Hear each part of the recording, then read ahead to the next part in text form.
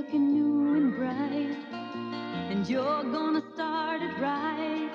Folgers starting to brew, the aroma's calling you. The best part of waking up is Folgers in your cup. Mornings are brighter with mountain-grown Folgers because mountain-grown coffee has more enticing aroma than any other kind. The best part of waking up is Folgers in your cup.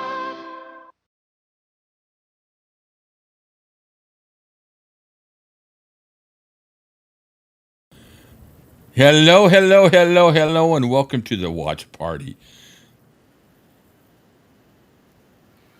Hiya, guys. I got my other volume on there. So, we're going to have fun today. We're going to have a fun, drama free party. We're going to watch a video by Sam Thompson, Linda Thompson's brother, who and Elvis's security guard. I think he was managed the security team. He was Elvis's personal guard. And let me get this microphone over here.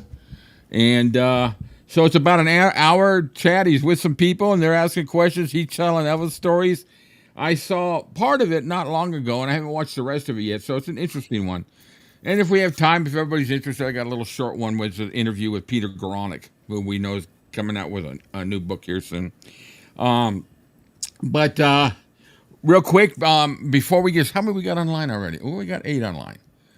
So who we got here? We got Elvis-A-Z. That would be me, Olga, and we. That's all that it's important. That's online with us. Very cool. So first of all, I want to start this off by saying that a couple of days ago I had a chat with a friend of ours within our channel here. I had a nice conversation with him, and helped me really refocus myself. My original focus was this channel. I kind of deviated from it a little bit, and I am back to that focus. I'm back where we need to be. Alexa, turn on nighttime. Okay. I want to put me in the blue. So they know who they are, and I want to thank them very much. I'm trying to keep it to where I don't pinpoint who it is because I don't really divulge who I have conversations with. But it was very valuable. What is advice? Some very good advice, and I've allowed myself to get out of sync on some things. And sometimes you need somebody outside of the circle with Cam and I and Rich just to kind of, hey, listen, this is what we're kind of noticing. So thank you very much, and that's all I'm going to say. I'm not going to tell you what it's about because it's over. We're going to have fun. And when the video's over, we will have a nice chat. Hopefully, we can talk about whatever anybody wants to talk about, like we usually do. And of course, Tuesday nights will be our other midnight stream. Midnight, actually, that's Wednesday morning midnight, isn't it? 12 a.m. is actually Wednesday morning, Tuesday night. So we're going to continue with part B of the BBC documentary from 1987, and the part 2 is called "Cut Me and I Bleed." So, and if this goes well, we have a nice little turnout. We may have to do adjustment of some time, and we will continue with this time. And then, of course, our streams on Sunday. And we're going to be next week, probably Tuesday. No, not Tuesday because we got maybe Tuesday. I don't know. We'll figure it out. We got to get back to the books. I got lots of books.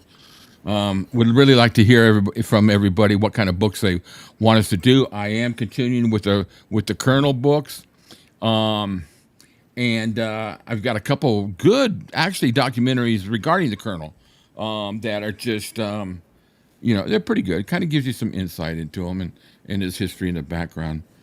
So anything you got, Cam? Smile, buddy. We're gonna have fun. If I seem a little bit what's the word? Preoccupied, it's not because it's because I'm preoccupied. I'm kind of running 2 ships at the same time here, so I'm here. You're But disappearing. I'm disappearing. Yeah. Let's see if my disappearance tricks. Oh, There where he did goes I? again. Oh, Jesus. He did that now. He's inside the studio. No, couldn't. All right, Purple Green. Hello. Teresa. Hello. Who else we got here? Lori's with us. Olga, of course. I saw her earlier. We'll be 5 minutes. Yeah, I can give a little bit extra time to see if Rich. I think he's close to being finished with the show. We changed it Just back to 5 because we wanted to try to get some of the UK crowd, but I really didn't. I kind of paid attention to what Rich's shows lengths have been. They've been about an hour and a half, but of course, the first day I do it, I'm stepping over his toes, so I don't want to do that on a regular basis. So we'll have to sort that out. Maybe we'll start at 5:30 next time instead of 5. Might work out a little bit. I just sent you a message on the studio chat. Just check that out for me. I'm not sure. You sent it to me? Oh, private chat? Yes. No, I haven't blocked anything yet. I'm just gonna let it sit there. Ignore it. Just ignore it. Okay. Okay. Anything. So all of our comments, everything within the chat. Let's keep it to the topic. And we're going to be moderating this between Cam and I. And if we have to, we'll just delete messages. But we're not going to acknowledge any negativity at all. This is a positive channel, so we just sweep out the garbage when we see it. So anyway. I hope that everybody has fun. Hello, Kathleen. Nice to see you here with us. We are up to 10. Very cool. Purple Green cannot do Monday too early, 3 a.m. I know. I'm sorry. I know that's a tough one for you on the Sunday stream, but we'll make some adjustments for some of the other shows that, I know that you can get to the midnight one we do on Tuesday night, and it looks like you can get to this one, because what is it for you? It's 7 a.m. in the morning, so that evidently works for you. So we're just trying all different times. We want to try to get as many people on board as we can. So without further ado, unless you guys think else, Cam, or anybody's got any other comments, have we got anything to answer here? No? 10? All right. So let's go to our scene here. Sam Thompson, a talk about Elvis. He's in front of a group. It looks like a dinner, some restaurant or some host, a dinner somewhere, a hotel or something like that. A banquet. It looks like a banquet, but he's a good speaker too. But Sam Thompson is interesting. I like him. I like him a lot. So now what I need to do is I need to add that up here. Add, share, Sam. There we go. Add to scene. Let me make it fit. Fit.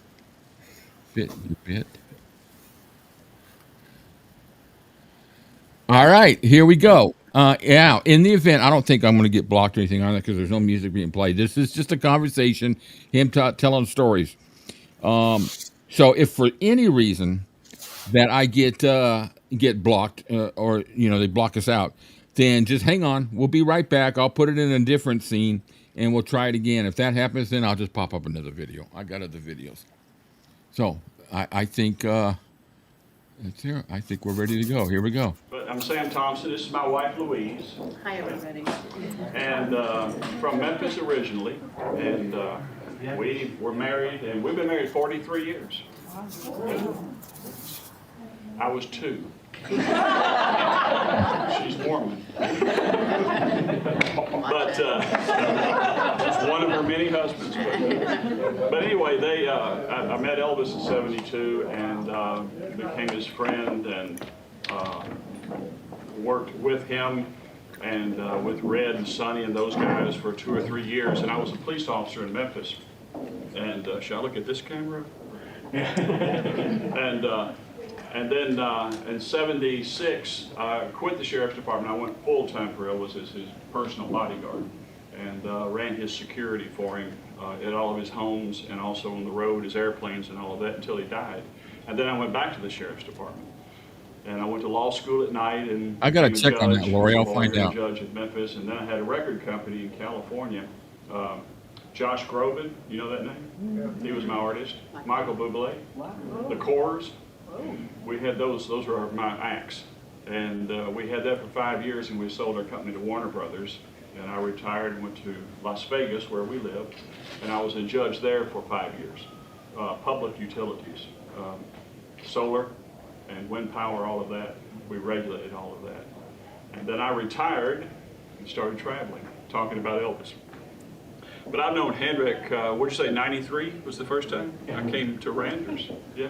One of the first times I went anywhere, I went here, I think. Well, the first time was Munich, right? Right. Yeah.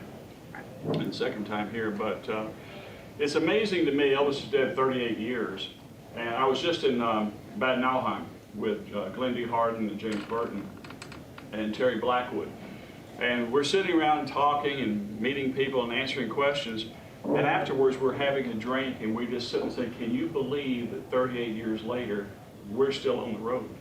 You know, I mean, we're sort of living the life that Elvis would have liked to live.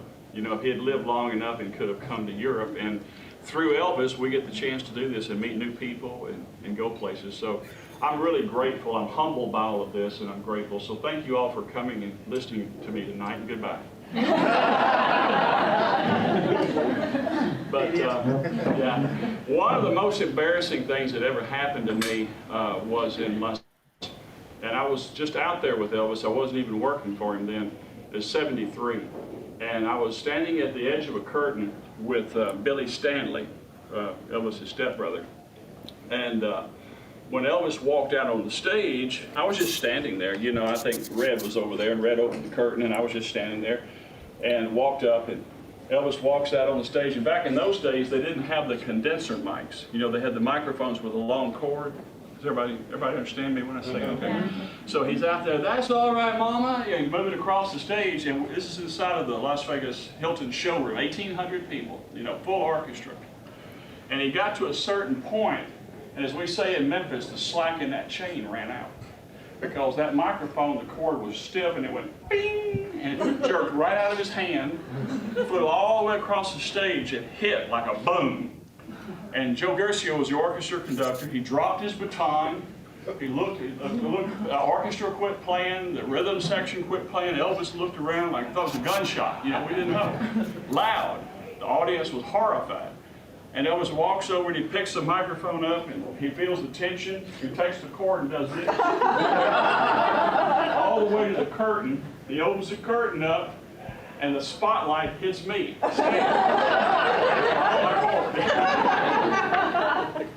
He was not happy. So we got bracelets, and like, let's see, Dick was the fox, and Joe Esposito, the bracelet said Jaws, because he was fat in the jaws, and Elvis's said crazy. Mine said paddlefoot. So that sort of ended my career on stage right there. But Elvis, he loved to mess with you like that. Another embarrassing story, since you want one, is they were asking about Graceland, what it looked like. How many have you been to Graceland? Several of you have, I know. Oh, wow. All of you have. Yeah, that's good. Well, you know, when you walk in the door, to your left is the dining room, and the stairway goes up, and there's a landing. And at the top of the landing, there's a door.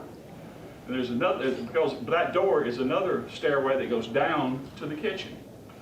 So Dick Grove and I are sitting in the kitchen one night, and we're doing the tour sheets ready for the next tour. And I knew where, Elvis didn't drink, but Aunt Delta, Vernon's sister, she liked a little nip now and then. And I knew where she kept her bottle. So this was late at night, she'd gone to bed. This was in 1992 in Denmark, when they released at the same time he released his book. She liked Jack Daniels.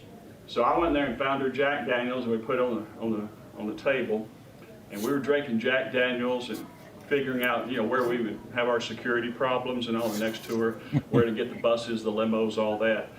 And there was a guitar there, so I picked the guitar up, and John Wilkinson, the rhythm guitar player, he's been here, he was teaching me to play the guitar. So there was a song out by Kenny Rogers called Lucille. You picked a fine time to leave me, Lucille, you know, all that. So anyway, the more I drank, the more I was convinced I could sing. And the more Dick drank, he was convinced he could sing better than me. So I started playing that song, and Dick was singing, and I was singing, and suddenly Dick is facing me, and I have my back to that kitchen door, and suddenly Dick quit singing. And I looked at him, and all the blood had drained from his face. So I turned around, and there stood Elvis and my sister Linda. And they said something about hearing somebody kill a cat. So Elvis just shook his head. He said, I'll tell you what. He said, if you'll leave the singing to me, I'll leave the security to you. So we said, okay. The very next tour that we were planning, that we went on, he's on stage, and he does a song, and he says, thank you all very much. You're a wonderful audience. I'd like to bring one of my bodyguards out to sing. And I'm standing behind the curtain, and Lamar Fike had the lights. And I'm standing there because he had it all set up, and the light goes this way and hits me. And my eyes were this big, and I'm like trying to get out. And he did that several times. In fact, there's some album out there, I don't know which one it is, that says, I'd like to bring one of my bodyguards out to sing for you. And then you can hear him say, sit down, Sam. So he would do that to me. But we had a lot of fun. We had water fights on stage. Have any of you seen the videos of those? Yeah, they were great. But at first it started out with just Elvis would take a cup of water, and Charlie would give it to him, and he'd throw it on Charlie. And then Charlie would, next time he came out, Charlie would throw the water on him. Very innocent. So the next night, Charlie brought a water gun, a little pistol. And so when Elvis threw the water on him, he squirted the water gun on him. That's great. The next night, Elvis brings a gun with one of those pump things, sitting there with water. And he's like, bam, bam, everybody. And Jerry Sheff was our bass player. And he's shooting everybody, and turns around and shoots Jerry Sheff. And when that water hit that bass that was plugged in, it grounded the bass, and a blue flame that far shot out. And Jerry threw his arms up, and Elvis thought he'd killed him right there on the stage. I killed my bass player right here in front of all these people. That was the end of the water fights. And so Elvis said, okay, no more water fights after that. But that's usually the way it went, whenever he got that far, then Elvis called a halt to it. But I stayed with Elvis until '77, and we went with Elvis to Hawaii in March of '77 on the last vacation, and my wife was 8 months pregnant in March of '77, and the doctor didn't want her to fly, but we were flying on a private plane to Lisa Marie, and Tish Henley was the nurse, and Dr. Nick was there, and so they attended to her. And while we were there in Hawaii, yes, we had a little party at the house in Kailua. We were just telling this story. And all of the ladies were up and they were dancing with the guys. And my wife was pregnant, so I'm sitting on the sofa with her. And Elvis comes over and he says, you have to get up and dance with me. So they got up and they slow dance. They had a nice dance. So my daughter was born in April, so we tell her she danced with Elvis. She just didn't know it. Yeah, she loves music. Yeah. But my first daughter was born in '74, and Elvis came to the hospital, which is kind of a cute story. She had been in labor all day long. The baby was born at 12/11. Is that right? That's right. It's important for you fathers to remember this. And your anniversary. But anyway, the child was born at 12/11, and so we were there, and we're in the room. And Linda had been there and gone back and been there and gone back.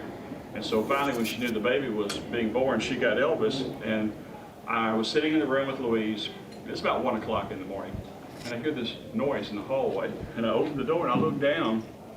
Here's Elvis with a fringe, the rainbow fringe jacket, sunglasses, French, little Greek fisherman cap kind of thing, Tipperillo, walking down the hallway with Linda and Red and Sonny and a whole entourage.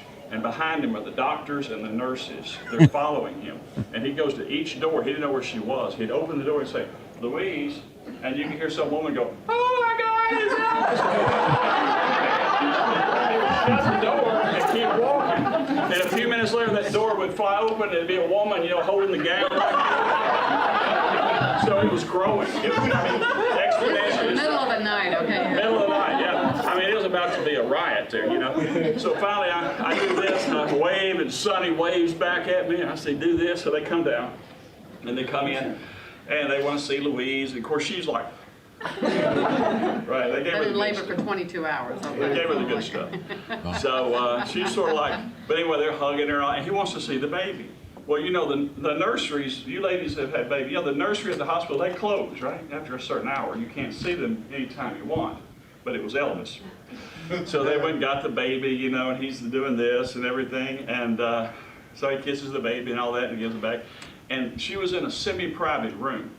You know, it's a room with the divider between the two beds. Imagine Imagine walking down the maternity ward. And all these women wandering down with a little IV things chasing after Elvis, holding the back of their gown. It's Elvis. Yeah. Or you imagine being on the other side of one of those doors in something like a restroom or something, and then like on the way out, like just what you call holding the gown together, and they open the door, and here's this guy coming down with a whole gang. Rainbow fringed coat and all this, and 20 guys behind him. So much for doing it discreetly. Yeah. And the lady was in the bed next to her, sedated. And has she had her baby? She had her baby, yeah. And so she goes over, Elvis goes over, you know, pulls the curtain. How are you tonight? I go, oh my God. Go straight back out. Hallucinating. I think it's Elvis. So he kisses her and all like that. And then they leave. And then the next day, she wakes up. They bring breakfast to her. They wake you up to give you breakfast, right? So they wake you up for breakfast. And Louise is sitting there next to the lady. And she looks, what did she say to you? She said, I dreamed that Elvis Presley was in the room with me. She said, I had the most wonderful dream. I said, it's true. It was, you know, sorry. I'm not sure she believed you. I don't either. Yeah, The yeah. whole entourage was in here, and she said, it was a wonderful dream. You like it? But we found out that Elvis had been in the labor room Yeah, before he got there because he all was kinds looking of for her. chaos. And the ladies were in there, you know, wailing. You know what it's like, right? And he had a pen, and they said, sign my belly. And he was signing their, you know, envelopes. I mean, that's not going to last, right? But he had worked his way all the way through. And then when our second daughter was born in 77, all the nurses, you know, she was in this little semi-private room with the curtain in 74. In 77, same hospital, she had a big suite. Is Elvis coming back? Of course, he was already on tour, right? He's gone. Yeah. No. I was supposed to be on tour, and I said, I have to, you know, I have to not be on tour because I have to wait for my wife's having a baby. And Elvis was not that kind of guy. You know, it's like, well, you know, if she has a baby, you can go back. I said, no, it's not going to work that way. So I had to wait. And I guess I was home about 3 days. Got the baby home, got her there, and then I went. So it was that kind of life. Yeah. But all in all, it was good. And when Elvis died, I went back to the sheriff's department. I was in charge. Dick Grove and I, the other bodyguard, were in charge of the funeral. Of course, Vernon Presley was really the person who designed the funeral and what it was going to be. But he was in such bad shape that we had to help him quite a bit. Louise and I were in the third car back from the hearse at the funeral. And it is true that when we took Elvis's body out of the front of Grayson, I bet he got more than he was looking for there. Yeah, and they got more than we expected. And Elvis would always tell us, you know, I don't know if there's something else, another dimension or not, but if there is, I'll find a way to let you guys know. So we said, yeah, you know. We kind of thought that's the Larry Geller thing, right? But we didn't know. So as we're coming out the front door with the casket, and I wasn't a pallbearer, but I had to help with the casket out the front door because it was so heavy. And just as we cleared the front door, a branch about 30 feet up on one of those big oak trees in Graceland, it broke. Oh, wow. And it sounded like a shotgun. It just like snapped. And it fell all the way down and smashed right behind the hearse. they had to move the wood away to get the body in the hearse. And we just stood there for a second, and Lamar Fike said, "Well, I guess you just had to have the last word, didn't you?" And that's true. That's true. So, I don't know if he sent us a signal or not, but he hated leaving home, and that was the last thing that happened. And then that was in, of course, August the 18th of 77. And I went to the sheriff's department.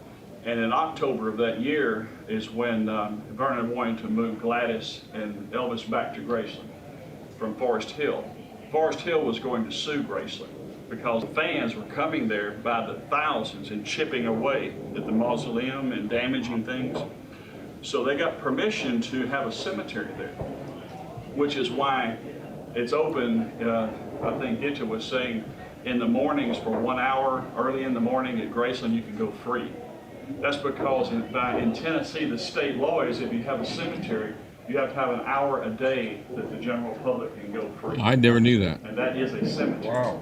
The rest of the time they can charge. But we moved the bodies at night in October. And I was there when they disinterred Gladys and Elvis, and we put them in hearses, and we took them to Graceland and buried them. Wow. And that was sort of the final chapter for me. I really, there's times in your life where you really sort of feel that chapter closed. We all have it. Something happens and you say, okay, that's it. That part of my life is over. And it never really hit me until that night. And after we reburied them in Graceland, I didn't go back for many years. I've only been back a few times since then. But that was one of the last times that I was there. Mm. So questions? Comments, criticisms?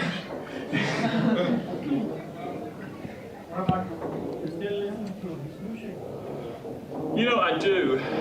I was never, I don't mean to be blasphemous here, but I wasn't an Elvis music fan. I grew up in the 60s. I listened to the Rolling Stones, the Byrds, the Beatles, Temptations. I think he's in the wrong room. Yeah. Motown, Four Tops, that was my music, R&B. So I didn't really listen to a lot of Elvis's music. So when my sister started dating Elvis, I wasn't so sure I liked him to begin with. He was older than her, he'd been married, and I'm thinking he's this rock and roll star, he's just gonna break her heart, So kind of stand off a little bit like that. But then after we met him, I tell people I became a fan of him as a person. I got to know him. We met in November of 72. I went to Stax in December of 72 and watched him record. And he bought us a home in March of 73 next to Graceland. And he recorded, there's a CD called Made in Memphis that he recorded tracks at my house in November of 73. And, so it was like a family kind of thing. Those are some so cool we didn't sit tracks, around too. and talk about his music or listen to his music. We just talked about things that you would talk about with a close friend or a relative. So I became a fan of him as a person. And then when I started traveling a lot with him and listening to music, suddenly, because I was security, so I was mostly watching you. I wasn't watching Elvis's show or listening to Elvis, I was watching the crowd. I was looking for doing threat assessments and exits and problems that existed. All the pictures you see, mostly of me, it's Elvis is performing and I'm looking at the crowd. I'm watching for any problems. So I wasn't listening to him. And then at some point during that time, I began to realize this guy's pretty good. And I started listening, and yeah, I'm an Elvis fan now. I'm a fan of his music now. And I wished I'd been back then. I'd paid more attention to it. But I do. Every now and then I have Sirius Radio, and I have 19 on my calendar there, and I'll pop it on. That's generally the first thing that comes on. I listen to some of that. I always listen. When is George Klein? On Fridays? Friday, yeah. Well, Friday in the afternoon. The time change messes me up sometimes, but I always listen for George. But yeah, I listen to him. Did Elvis ever bought you a Cadillac? Yeah, he did. Yeah, Real quick, I'm just getting alerts right now. We got real bad weather, so I'm just going to keep going. But if it goes blank, it's because we've lost power. I doubt we'll lose power, but just to kind of give you guys a heads up. We got safety guards against thunder and lightning and all that for the house, but just to all let you know, I'm not going to let it stop us. Bought us, it was 73. So That's the when we brought my younger daughter home from the hospital in. white Coupe de Ville. Yep. And crazy story, I was working for the sheriff's department, and I wasn't working for Elvis, and he buys me a Cadillac, and even back then, gas was whatever it was, 30 cents a gallon cheap. I couldn't afford the gas. It was such a big car, So I drove it for a while, and I went to Elvis, and I said, Elvis, I feel so terrible, but I can't even afford to drive that. He asked me, he said, why don't you ever drive that Cadillac up here? Because I was driving like a little decent Datsun pickup. And I was driving, he said, you're too big for that. Why don't you drive that Cadillac I gave you? Well, this is pretty expensive, Elvis, to put gas in that car. Hey, Ed, I welcome I hope aboard. you don't mind, but I'm going to have to sell it. He said, I don't care, sell it. He said, if I give it to you, do anything you want to with it. So I put it, this is a terrible story. I put it in an ad in the paper, Cadillac for sale, white Coupe de Ville, one owner. I still had the paperwork where it was in Elvis Presley's name. But I didn't know, I was a kid. So I sell the Cadillac for like $1,700. Oh, jeez. Which was a lot of money back then. Well, back then that was a lot of money. It was a used car, right? So I sold it, just a used car. And this guy, I never told him it belonged to Elvis. He never knew. I sold it. It's out there someplace. And we could find that Cadillac and buy it back. We could make a lot of money. Count me in. So some guy's driving a Cadillac out there, a Coupe de Ville that belonged to Elvis he doesn't know it, if it's still out there. So don't come to me for financial advice, right? The other thing I did is Elvis Ignore him, the Purple last Green. guitar he ever We're played, ignoring him. June of '77, Indianapolis, Indiana, Market Square Arena. He did a show we filmed, and I was playing the guitar, and he knew it. So after the concert, he gave me the Martin. We got back to Graceland, and I was talking to him, and he was playing the same guitar he had on stage. And he said, "I'm going to give you this guitar. You need a good guitar to learn on." And this is a Martin D40 Dreadnought guitar, and on the back of it is plastic residue because CBS TV was filming us, the hot lights. And it melted the belt buckle. Oh, wow. And so the back of the guitar had the melted plastic from his belt. And he gives me the guitar, and I thank him. And this is like July, maybe, He's dead 1 month later. Oh. Or less. So I go to Vernon, his father, and I say, look, Elvis, and Vernon knew he gave me the guitar, and I said, I want to authenticate this. So Vernon gives me the letter. I contact the Martin Guitar Company. They give me the bill of sale. The serial number matches everything. There's photographs of Elvis on stage with it. It is the real thing. So I put it back, and I think maybe one day it'll be worth something. And I go to law school. And about halfway through law school, I run out of money. And I'm thinking I'm going to have to drop out of law school. And the National Enquirer, you know about them over here? Yeah. They contact me. And they say, we've been looking for this guitar. We knew it existed, and we found out you have it, and we want to buy it from you. And I said, okay. No. Now, this was like an $800 guitar. They said, we'll give you $8,000. I went, great. Here's the guitar. They give me $8,000. Now, he said this earlier. Now, that's blasphemy. I'd say. Is he talking? He's talking about the guitar Elvis played in the CBS special. Yeah, the Martin D40. Oh my! You know what those things sell for today? Good God, I didn't know those lights got that hot that his belt buckle those lights get hot. melted behind the guitar. Those are bright lights. So they give me the money. I pay for law school. I graduate from law school. So I tell everybody Elvis put me through law school. He didn't know it, but he did. Years Please tell me he bought I'm it a back. judge in Memphis. Phone rings one day. Hello, Judge, you don't know me, but my name is so-and-so, and I own a restaurant in Cincinnati. And that guitar that you sold to the National Enquirer, they had a lottery. Well, I bought it from the lady who won it. And I want you to come to Cincinnati, and I want you to, authenticate it. And I said, okay. And so I went to there, and they have a big case there with all of my stuff, Vernon's letters, everything I had, plus the pictures. It's in a glass case. And I said, yeah, that's it. I said, listen, do you mind if I ask you what you paid for it? He said, $250,000. I wanted to kill him. Oh, So I'm clearly not a good financial advisor. Henrik is. Give Henrik your money, he will invest it, but not me. Not me. Everybody will tell you never to listen to a lawyer. That's correct. Don't listen to lawyers. Always hire one. The Lawyers Full Employment Act, right? Yes. tell you what, he's a good speaker. I like listening to him. Yeah, he's very charismatic. He has, considering you don't really hear the questions because it's a very large room, but I'm surprised he don't have a microphone there or any. He's got a very good speaking voice. Satnin. Oh my God, I bet he shit a brick then. I come up between her and Banjo Paul and a couple others, man. We could just have a commentary here. Ooh, I like this guy. we could have our own show here just on the chats. You know, I'm going to talk to Leslie because Leslie's really good friends with Sam, and I'm going to see. Just I don't know if I should be putting this on live air, but I'm going to ask her if there's a possibility we could have him do an interview with him. Do a live interview. Would that be cool? That would be so cool. Yeah, him and Charles Stone. She's really good friends. I hate asking her to do stuff like that. I've only asked her once. She got me the interview with Sally Hodell, and that was that's my you've heard that. That's brilliant.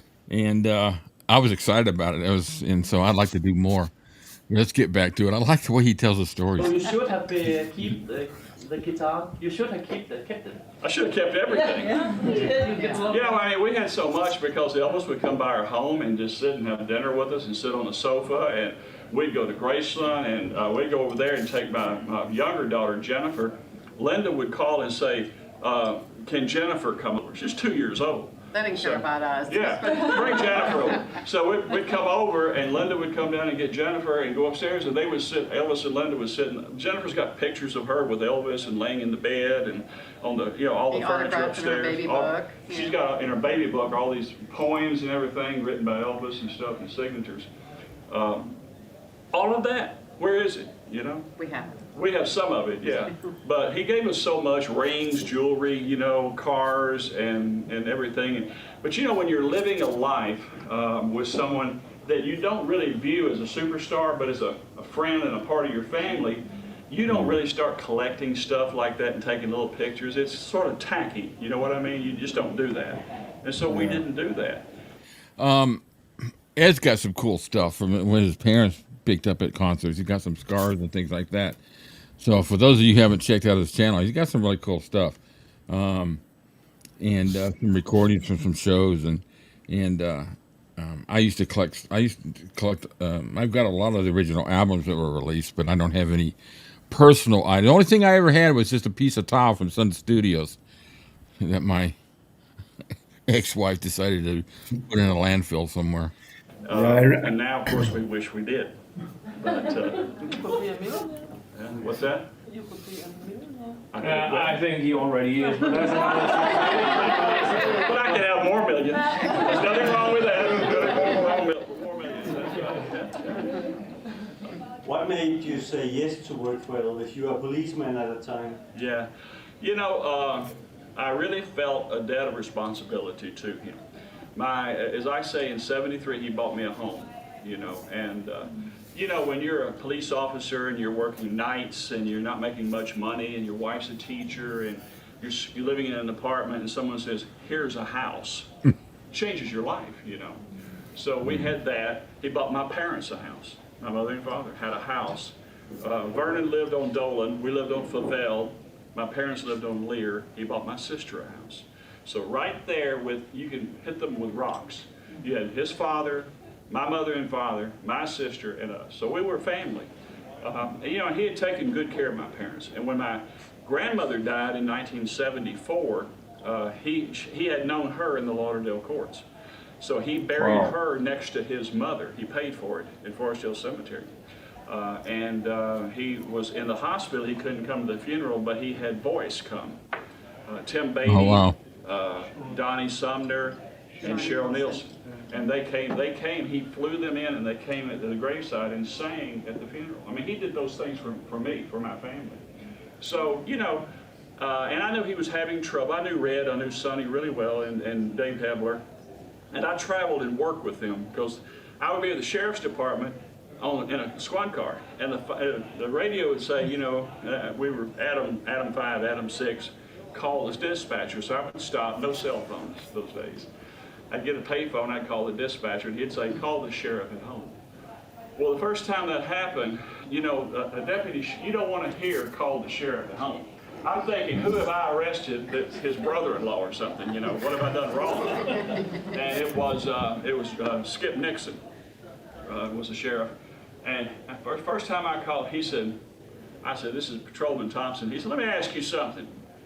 You know Elvis Presley? I went, yes, sir. Yes, sir, Sheriff, I know Elvis. Well, he's just been calling me, and he wants you to go on tour with him. Do you want to go? I said, well, I don't know. He said, okay, you're off duty without pay, and hung up. All I heard was without pay. So, and so I called Graceland. I had the private number up there, and Linda answers the phone. And I'm telling her, she's just laughing about it. And so she's turning around telling Elvis the whole story. And Elvis is laughing. He said, tell him don't worry about it. So went on that tour, and on the tour he gives me a ring, and and this is the first time I'd gone with Red and Sonny and those guys. And then at the end of the tour, he calls me back and says, I'm giving tour bonuses, and he puts $1,000 in an envelope. I made $600 a month. He puts $1,000 in an envelope and says, here's your bonus. So that was cool. Without pay was okay with me. So I was doing that, for a period of time, and then Red and Sonny were fired. Most guys I never really liked seeing chokers on, but it looked pretty freaking good on Elvis. Yeah. That one jumpsuit that he wears it on, that black jumpsuit. I wasn't a fan of the jumpsuit, but when he wore it with the choker, it looked pretty freaking hot. Yeah. I've always liked Sam, but there was something about Dick Grove that just didn't sit right with me, and I don't know what that is, but I never had that feeling with Sam. I think it's just a different demeanor Grove had. I thought he was a really nice guy in the conversations and the interviews I've seen. I just think he doesn't have the style that Sam has. I don't think he's just got that open, great conversationalist type of guy. With Dave. And when that happened, Elvis called me, and he had talked to me about working for him before, but I had a good gig. I had a sheriff's department, real job, with medical benefits and a retirement and a paycheck, and then I could go to Elvis and I could get money from him and jewelry and all of that and travel, and then I go back to my real job. So it was great. And then he said, look, you don't really have a choice. I need you to work for me. And because he had let Red and Sonny and Dave go, and he was just down to one bodyguard, Dick Grove. So I owed him. And the truth is, I'm glad I did. And I guess down deep, it was probably something I wanted to do. But having a wife and children, I didn't want to do it and take a risk. But at some point, he just convinced me that it's the thing I should do, and he was right. So what's funny is I went to work for him full time. I gave up my sheriff's commission, and I was so nervous when I went to see the sheriff, and I said, I don't know. I don't know if I'm doing the right thing, Sheriff, but Elvis wants me to work full time for him. So here's my badge and my commission, and I'm resigning, and I'm going to work for Elvis. I hope I'm doing the right thing. And the sheriff sat there and he said, does he need 2 people? He did. And I said, okay, I'm doing the right thing. But I was able, when Elvis died, I was able to go back to work for the sheriff's department. I was the first of the Memphis Mafia, the Inner Circle, was the first one to leave. He died on the 16th of August, buried him on the 18th, and the 1st of September I was in the uniform, working again. Wow. So I was the first one to go back. I heard that Elvis sometimes went out with the police to see things. Is that true, that he was on the backseat of a police car watching what was going on when they made arrests and things? He would do that. Yeah. Were you along with him on tour? No, thank God, no. I'd have been suspended. But I remember one time. Yeah, some of them are hard to understand. They got a little bit of an accent, but it's also echoing in the room. Yeah. I'm thinking, what am I going to buy Elvis for Christmas? And so I talked There to you him. Well, I mean, what do you get Elvis Presley for Christmas, right? And one year I got him a flashlight. It's at Graceland. It's a big silver one. There's a lithium charge light, and it says, "Merry Christmas, Boss Sam." And it's in Graceland. They move stuff in and out in the exhibits, but it's been there.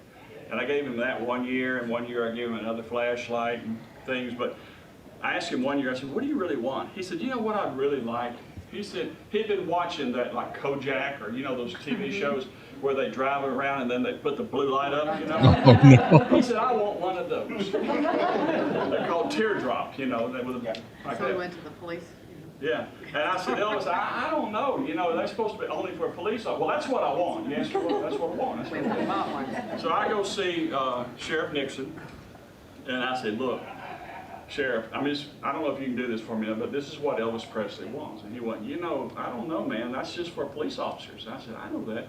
He said, "Okay." So he writes a special thing, permission, and I go to the police supply place, and I get a blue light teardrop with the magnet on the bottom and everything, and I have to give them special papers, and they say, "Okay," and I sign for it, and I take it, I give it to Elvis. He was so happy. This is exactly what I want. About a week later, the sheriff calls me in.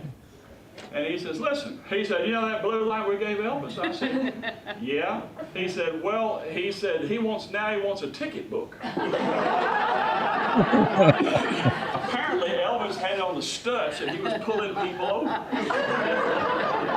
He would be driving around Memphis, he'd see somebody doing something, he'd put the blue light and pull them over. Now, can you imagine if you're driving in Memphis and you get pulled over and Elvis Presley walks up? "Hey man, let me see your license." And so he wanted a ticket book, and the sheriff said, "I can't give him a ticket book, because if you write a ticket, you got to go to court." I said, "Well, give him a." So they have these things called courtesy tickets, which aren't real tickets. Instead of the officer saying, "Well, I'm not giving you a ticket, just slow down," verbally, well, they would write it, and it meant nothing. It meant nothing. So Elvis had a whole book of courtesy tickets. I gave him those, and he never knew they weren't real tickets, and he would stop people and write them a ticket. So someplace out there, there's Elvis, they have Elvis autographs with a ticket. Now wouldn't that'd be worth something? I don't know why those haven't turned up. You see that? Yeah.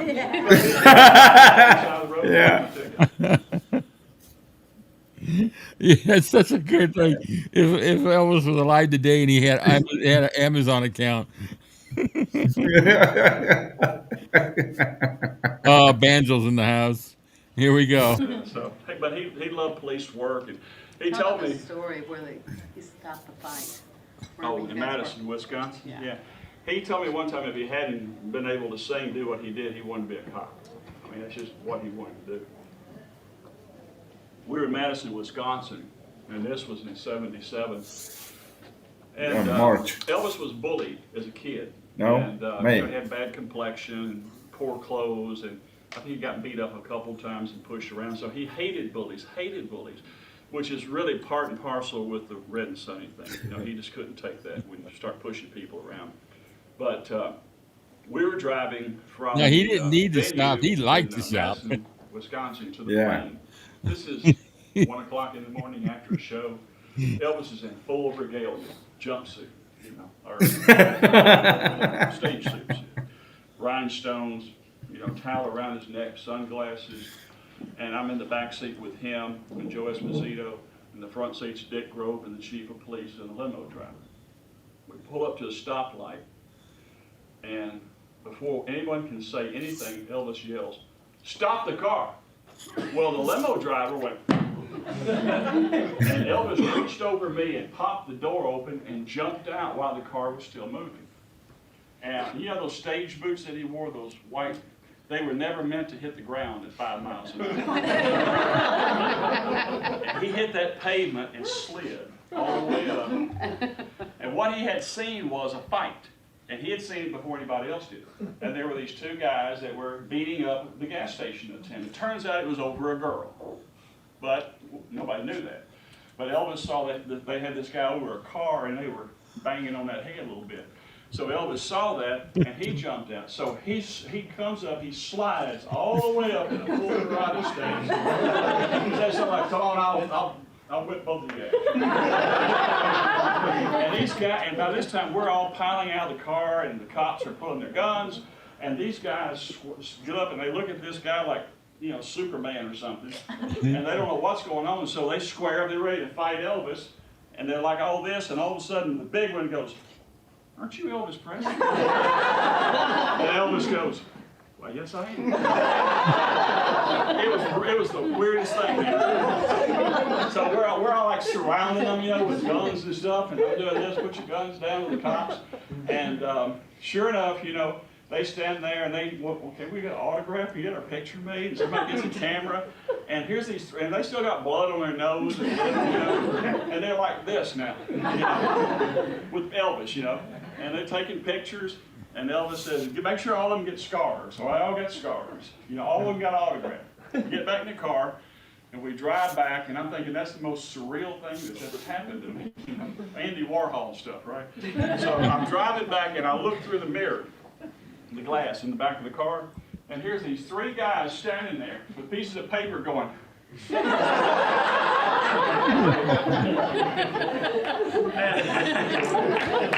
that's true. I didn't make any of that up. I probably didn't do it justice, but that incident happened, and the next day it was in the Madison, Wisconsin newspaper. That somebody had been there following us and took pictures of it, and it was in the newspaper. And years later, I had a police officer, can't call his name right now, that was there in one of the chase cars, and he wrote a book. He wrote a book about the things he had done as a police officer, and he wanted to write about that incident. So he wrote a big story in a book about that. But it's kind of anybody heard that story before? That's a true story. Yeah, he did do that. Of course he did. Of course he did. Yeah. I have a little question. I have read in a magazine from I bought in, I think it was in Hawaii, I bought it in. There stands something about Elvis was helping a person in a burning car. Have you heard about something about it? Helping a person when the car was going in flames? So many stories about Elvis, you know, yes. That he delivered babies and saved people from burning buildings and, you know, fly like Superman. You know, I like to, when I talk about Elvis, I always say, it's kind of an answer to that question, because, you know, it's a myth. You know, so much is not known about Elvis. And people think of him as some sort of a superhero, you know. In fact, he made that speech, I think, one time, like when I was a boy in the comic books, I was the hero of every comic book. And I think he kind of felt like he had become that, you know, in his life. But he's in Denmark. I tell people, I said, you know, there's Elvis the icon. There's Elvis the entertainer, Elvis that you see on stage. But the guy that I miss is the guy that had mustard on his pajamas. Now, not that he really did, but the guy that I would see at Graceland, who would be in his pajamas, and his hair all messed up, and would just sit up and talk all night long. You know, that guy. And he was just a human being. He was fallible like the rest of us, and really, you know, Elvis had great talent, he was a great person, but he was a human being. And people forget that sometimes. They hold him to a higher standard, you know. And human beings have problems. They're fallible. You know, sometimes they get involved with prescription narcotics, or they get involved with alcohol, or they make mistakes. So Elvis made mistakes like everybody else. He was a human being. And I try to emphasize that when I talk about him, because that's the guy that I really knew. I didn't really know that guy on the stage. That was for public consumption. Because when I don't have any with me, but I've got a couple of pictures of me bringing Elvis up back of the stage, and he would have his head down, you know, just quiet. But the minute I opened that curtain and he stepped out, he became somebody else, because that was his stage presence, and he commanded that stage, you know. But that wasn't Elvis. That was the entertainer. That was the image. And he told us one night, I remember Linda, and this is Linda's, my sister's story, but he was talking about being lonely. And she said, well, Elvis, how can you be lonely? You're loved all over the world. And he told her, he said, well, they love who they see on that stage. They love Elvis Presley. They don't know me. And that's kind of the way he felt, you know, because he had these two lives. And he could be Elvis on the stage, and that's what the world knew. But the private guy behind that, he couldn't really get to know a lot of people. It wasn't until really, and this is just my feeling, you know, there's books that were out and all that, but it really wasn't until the internet and just more of the books that came out after he died that where people really got to know him as a humanitarian and who he was, and even when they talk about the negative stuff, which obviously we don't like to hear, but he's it wasn't until he was gone before we got to really know who he was as a human being outside that image. What was it he said at Madison Square Garden? It's hard to live up to an image. Yeah, he said that the image is one thing and the human being is another. Yeah, exactly. Yeah, thanks, Cam. And So true. something I just realized listening to Sam too. If we as fans uh, love him for who he was, because we're only hearing about the human side now, in inverted commas, what an amazing place people like Sam and Linda and Charlie and all those guys had to have been able to experience the human side every day, all the time, because to them, what we know of him as an entertainer, Sam and them never saw, because they could never separate the human being from the entertainer. Right. For them it was, the entertainer was just another small part of the human being, the largeness of the human being, whereas we as fans see it from the other side of the window. Hmm. We see the side that Sam and them could never see.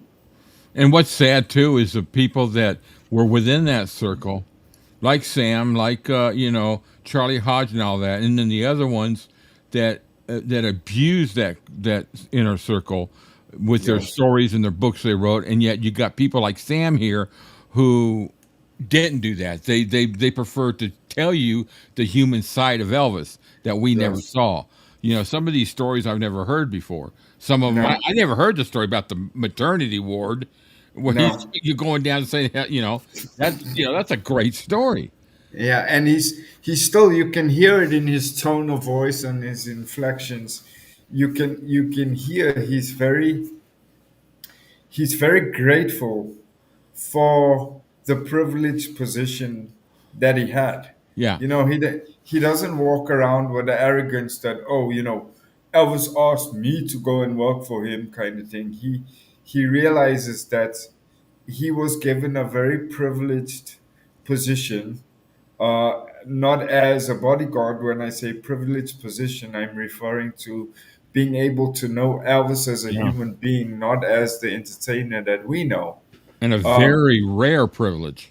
yes, a very rare privilege. And at the same time, even all these years later, you can hear he has a very great respect and love for Elvis still. And it goes to show you with what he said before, he wasn't a fan of Elvis's music. Yeah. But what he became a fan of was Elvis as a person. He Yes. learned to love the music afterwards, and that says a lot about Elvis because everybody else would say, "Oh man, that's Elvis, rock star and all that." Then, Yeah. if they have the chance to get him to know as a person, Sam got it the best way. I think that's my opinion. Yeah. And I'm sticking to it. And I think ultimately that led to a lot of bad decisions that he made in his life because he pulled in. He got to the point where he didn't have a lot of people he could talk to and trust, which is sad. No. It's sad. Yeah. Can I ask you why Linda left him, and did you ever confront him with his prescription drug abuse? Yeah. I can answer both of those. But turn the air conditioner on first. Girl. Didn't you open the window in this place? What's wrong? No, we're Jim. Sorry, folks. Linda left him in November of 1976. We were playing the Cow Palace. They had been arguing over his continued use of prescription drugs, pills. Okay. And it was getting to be a real problem. And they had fought quite a bit. Okay. And I was working full time for Elvis then. And so Here you go. they had this huge fight, and she flew back to Los Angeles from San Francisco. and she never saw him again. Mhm. That was November '76. And then after that, he began dating Ginger Alden, but he dated other girls too. Alicia Keys, who was Alicia Kerwin, who was not Alicia Keys. I don't tell you that she was there more than you. Alicia Kerwin was a bank teller that Elvis had bought cars for. So there are many, many different girls that Elvis began to date after that. But he also dated a lot of girls while he was with Linda. And he dated girls while he was with Priscilla. Elvis was not monogamous. He was truly a woman's. Oh, very cool, Banjo. A woman's man. He loved women, and he wasn't faithful. I'm sorry, but Elvis was not faithful to women. And it was the generation he was in, it'd be like, well, she's That's married. my but I'm Bailey. not. That's the way he looked at things. So he always had girls around, and Linda knew that. And it just got to be a point where between the pills and the other girls around, and Linda wanted to get married. She was young. She had in her head, the little house with a picket fence and the roses, and that's not Elvis. And and he was married once, and there are varying stories about why he married and did he want to get married and all of that to Priscilla, but he did get married, and he got divorced, and he didn't want to be married. So they broke up. And when they broke up, that put me in a pretty awkward position, because I'm Linda's brother. And shortly thereafter, he started dating Ginger Alden. And I remember he called me in, and I thought, okay, he's going to fire me, And before he could say anything, I said, look, my position is a position of trust. I carry my resignation in breast coat pocket. So if I'm making you uncomfortable or the people around you uncomfortable, you can have my resignation anytime you want it. No harm, no foul. And he laughed. He thought that was great. He said, no. He said, I called to tell you that I want you to stay. He said, Sure. Because he mentioned Red and Sonny in the book and felt betrayed and all of that. And he said, I need somebody I can rely on, I can trust. And I felt really honored that he said that about me, but he wanted me to stay. So we embraced, and I stayed. And a little while later, when he was dating Ginger, he calls me up and he says, Ginger's brother is a fireman in Memphis, and he's going to go on the next tour, and I want you to show him the ropes. And I went, okay. And I said, just be straight with me, Elvis. Am I training my replacement? I mean, he's her brother. I was Linda. He said, no.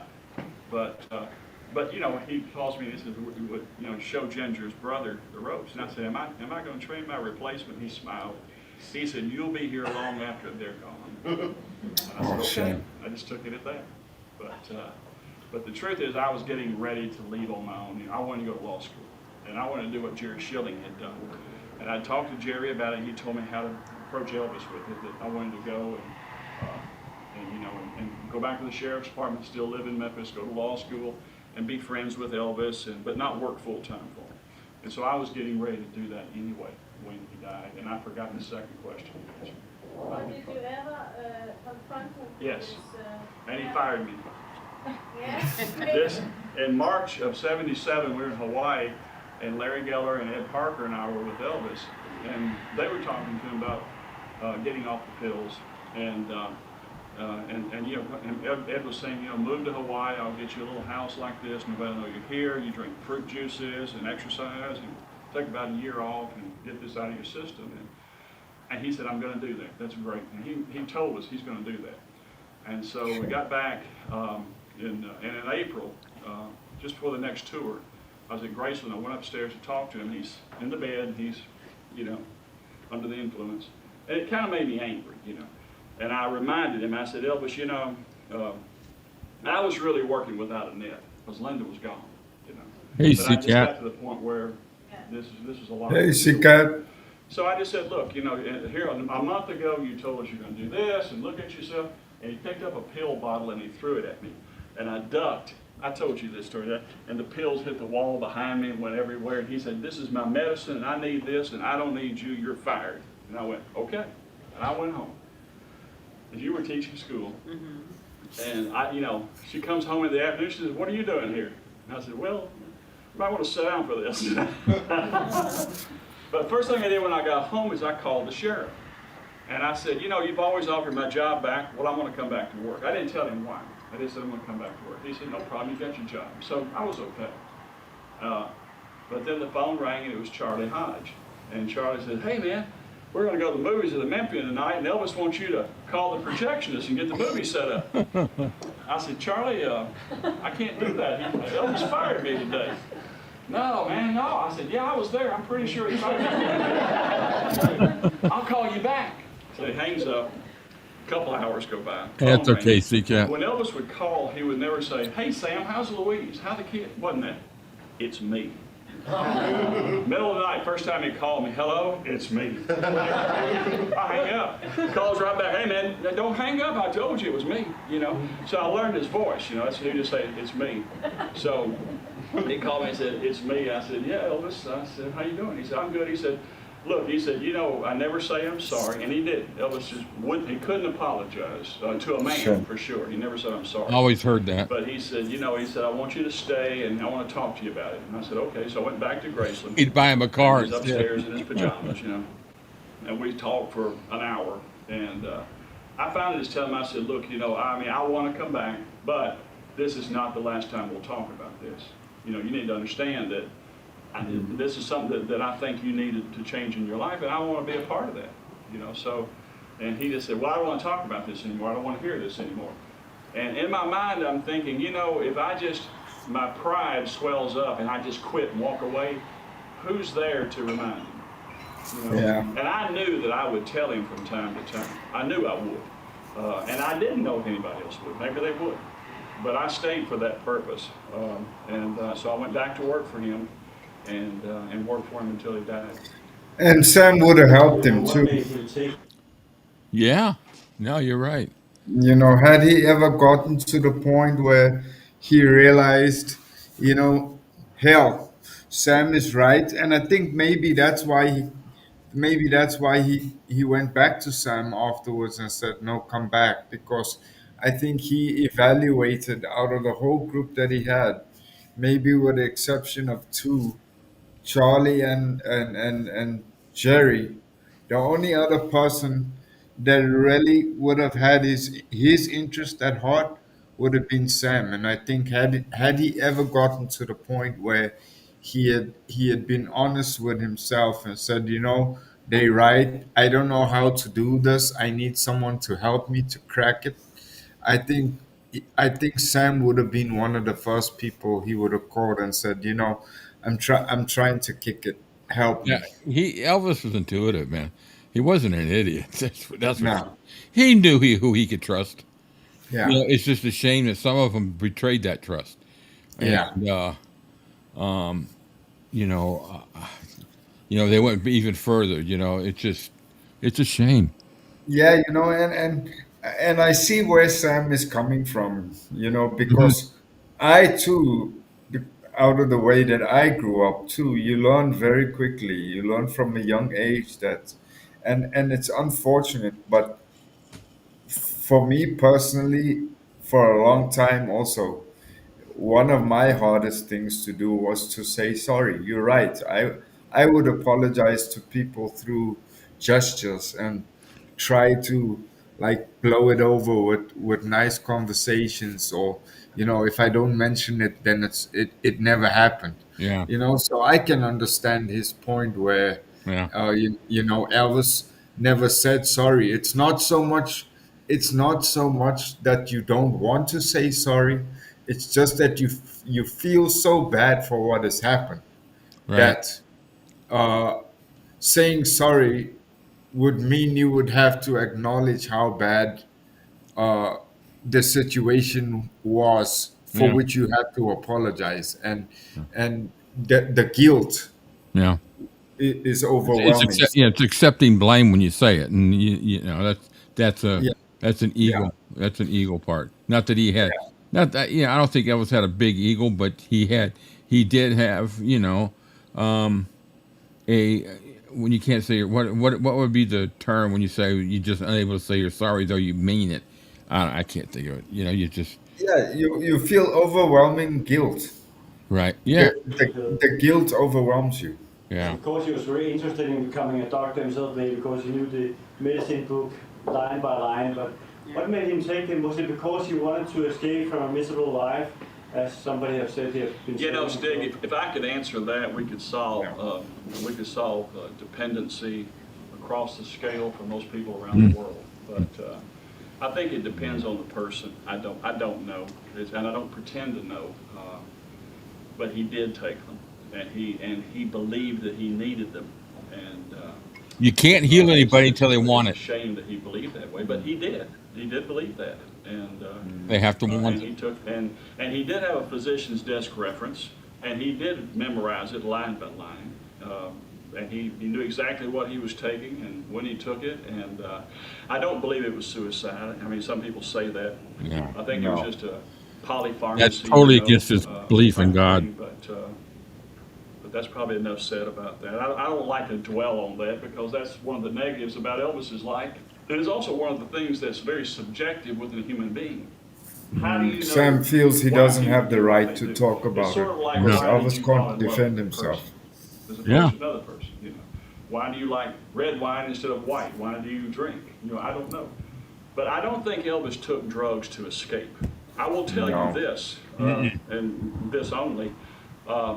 He told me that when he went into the Army, that he didn't drink and he didn't take anything. But when he went into the Army in the 50s, the American Army was in Germany, and they were facing the Russians. And the Russians had, which is all true, Russians had tanks and everything, and there was a real threat during the Cold War that the Russians would just sweep across Western Europe. And the Americans had tank divisions there, and Elvis was in a tank division. And they would send him out on maneuvers, and they would give him amphetamines. Sure, so like it sounds like they're sitting in a parking lot. Yeah. They would give them to all the soldiers to stay awake. And they would sit in those cold tanks in position 2 and 3 days at a time, awake. Because, and to be awake, the Army issued amphetamines to their soldiers. My which they dad said did the do. same thing. Historically, you can get this from the Freedom of Information Act. The U.S. Army did do that. And he had an addictive personality. His mother, Gladys, was an alcoholic. And it sort of ran in the family, that addictive personality.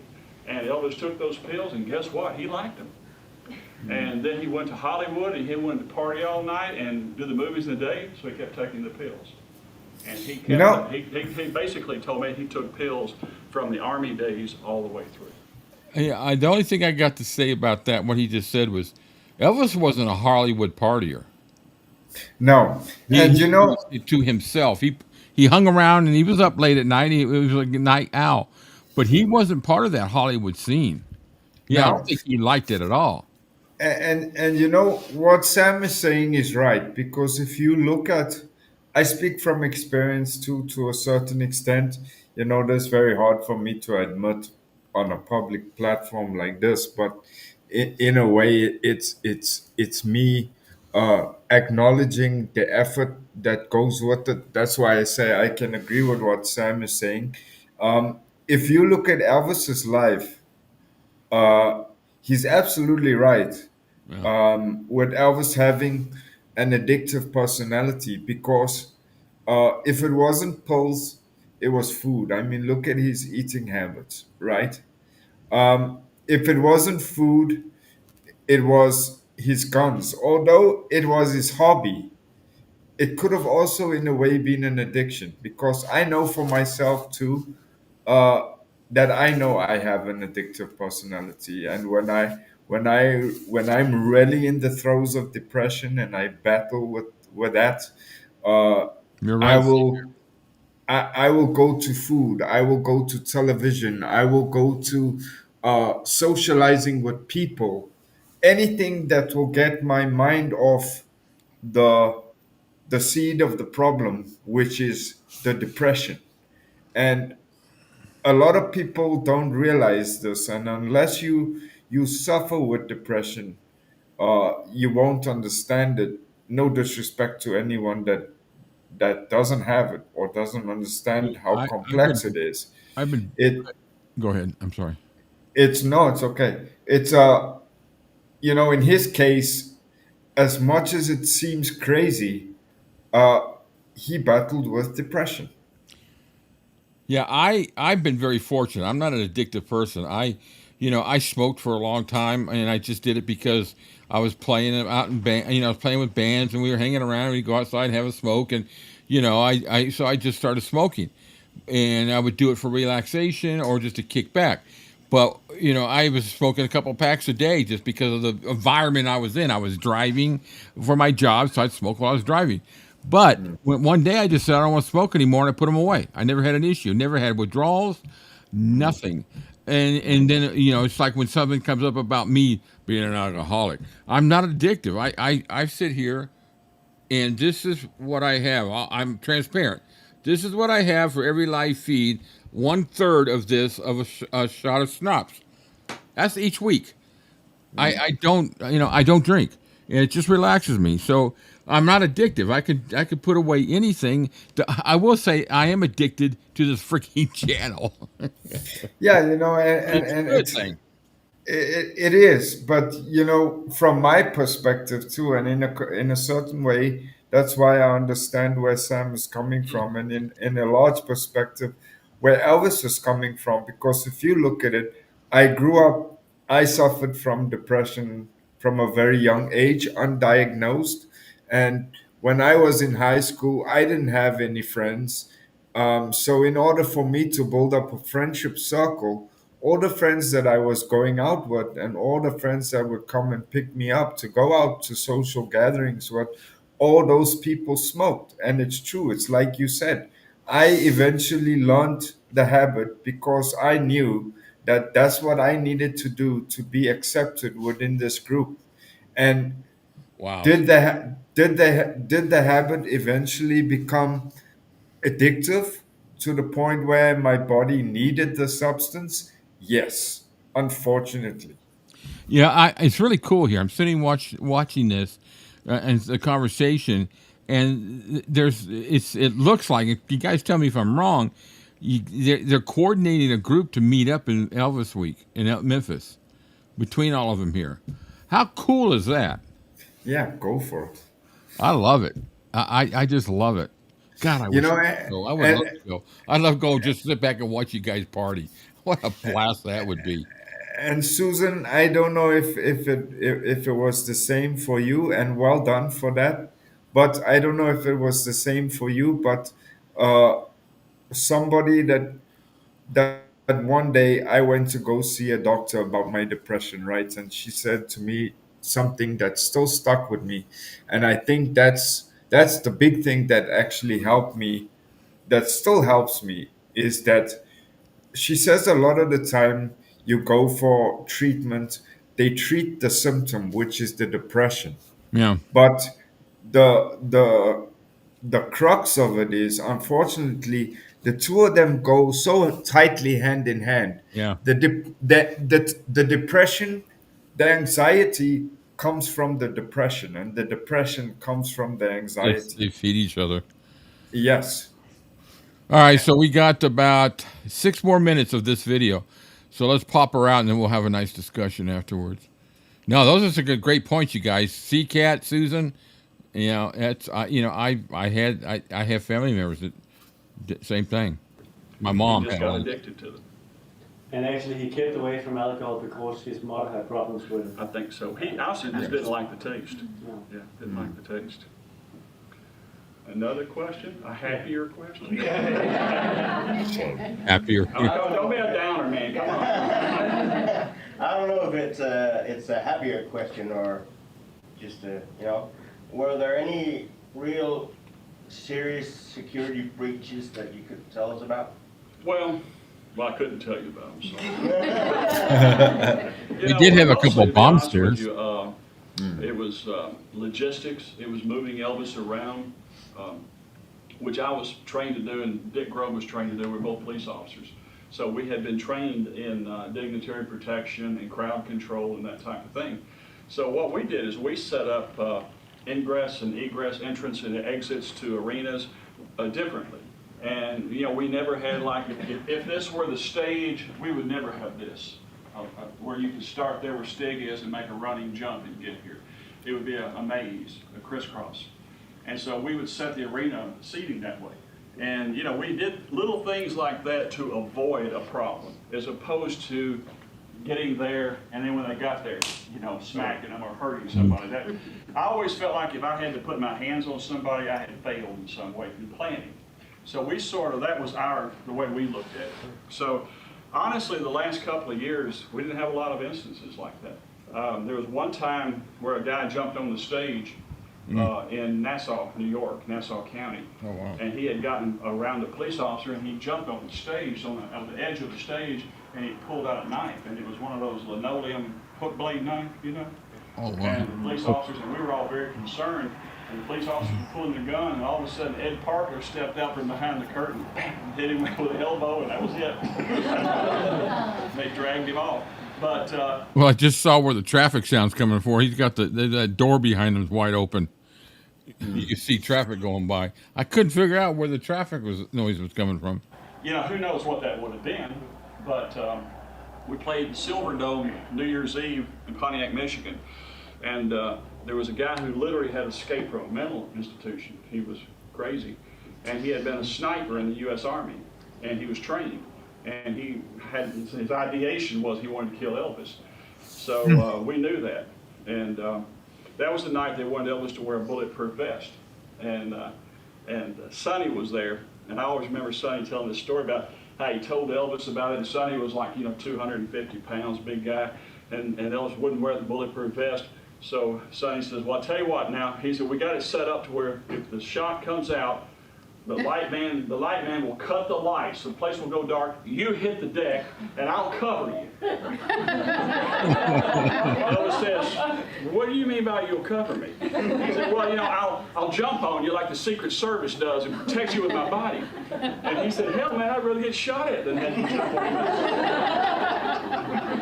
So we had some things like that happen. And one night in Las Vegas, we had these guys that jumped on the stage. Yeah, that's one had a cane, there was a sword in the cane, and their story was they were drinking and they wanted, you know about this, you've heard this, that they were going to give Elvis a gift, but, a fight broke out. And then there was one night where there was the menu where they crossed Elvis's face out and says, tonight you die. And Baron Hilton said he didn't have to go on stage, but he did. And and during the show, somebody in the office, the show, it's dark and Elvis is up there, and somebody gets real dark, and somebody says, hey, Elvis! And he went, then karate, kind of got sideways, like his narrow, yeah, sing Hound Dog. And it's the fastest version of Hound Dog I ever heard. So, yeah, but mostly it was women with fingernails that long, right, in the 70s, and they would just crowd up, and, Elvis, there's a lot of pictures, Elvis had Band-Aids on his hands, and he did put them on to hold the rings on, but he also had multiple cuts on his hands. People don't realize that, but he almost always had like little cuts, little infection cuts, and he would put medicine on them and Band-Aids around them, because when he took that scarf off and handed it, 30 women grabbed for one scarf, and they'd scratch his hands.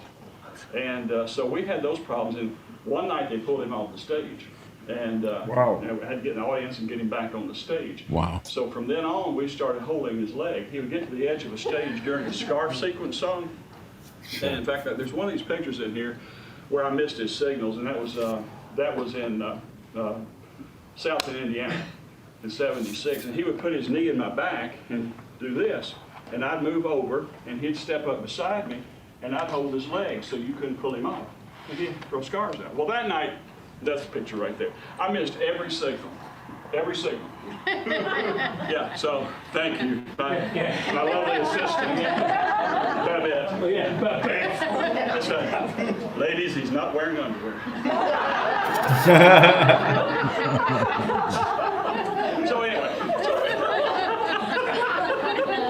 It's a little too much information. He's not going to be your friend anymore. He left him in Hawaii. Okay. So, that's another story. Last question, everyone. Exactly. Yeah. All right. But anyway, so anyway, he pushed me this way, that way, and he couldn't get to the edge of the audience. So he took his scarf off and he wrapped it around my neck and leaned down like he was going to kiss me on the head. I didn't see this. I'm looking at the audience, and all of a sudden, about 30 women reach up and pull this scarf, and they almost choked me to death. They almost pulled me off the stage. That was a good one. Very nice. He's easy to listen to, and other than a few little nudges from his wife, he pretty much just did that all from memory.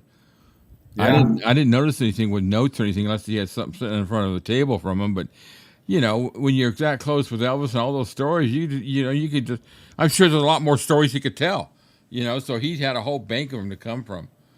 And you know, I like the way he did it because it wasn't like he went up there. It wasn't. He didn't give it the feel of going into a conference and rattling stuff off. It was almost like he was there for something completely different, and What? somebody else went, "Oh, you want to tell a couple of stories?" Like they had a couple of minutes to burn, and Sam was like, "Yeah, okay, sure, I'll come up and tell a couple of stories." Well, you know, what's nice about it is, you know, a lot of times these interviews with people like that are up on stage with an interviewer. Yeah, And so it's too regimented. He's got a specific amount of questions he wants to ask. And then yeah, maybe they'll ask the audience. This was just all audience questions. He just let them ask the questions. And that's what makes it more personal and more honest, I think. yeah. So, what do you guys think? You enjoy this? This is another good one? Very cool to listen to. Yeah. No, this was I'm enjoying these watch parties, you know, seeing some of these things that I haven't seen or haven't seen in a long time, because I think I saw the first 15 to 20 minutes of this one time, but I never saw the rest of it for some reason. With Sam Thompson, what an opportunity he had, man. Did he write any books? Yeah, he did write right? one book. It's a real short book. It's for sale. You can get it in the UK. It's something about the last tour. He tells a story about the last tour with Elvis, and but you know the book's only like I could get it for American dollars for I think it's like $30, but the shipping's like $65, and I'm like, what the? Wow. A 40-page, 50-page book or something like that. I'm like, holy crap! I could mail my. I don't know. Mail my ex-wife for cheaper than that. You know? In fact, I'd pay more to ship her. No, never mind. That's really nice. Anyway, you guys crack me up. You know, whenever you guys make statements like that, I always go back and I ask myself the question. You know, the irony is that at one point in time, these guys married the woman. You mean they married the woman? So they must have loved these women to some extent. And then you go, and then I look at myself and I go, geez, where did it all go wrong? You know, from one end of the spectrum. it went wrong when I didn't take a good look at her mother and realize that's what she was going to turn out to be, which was my mother-in-law. I mean, just like Satan and Satan Jr. You know, it's just, oh my God. Anyway, I don't want to get too much. Out of here. My eldest daughter might be listening to this. He's talking about my mother. My mother. Is there such a thing as a female Beelzebub? I don't know.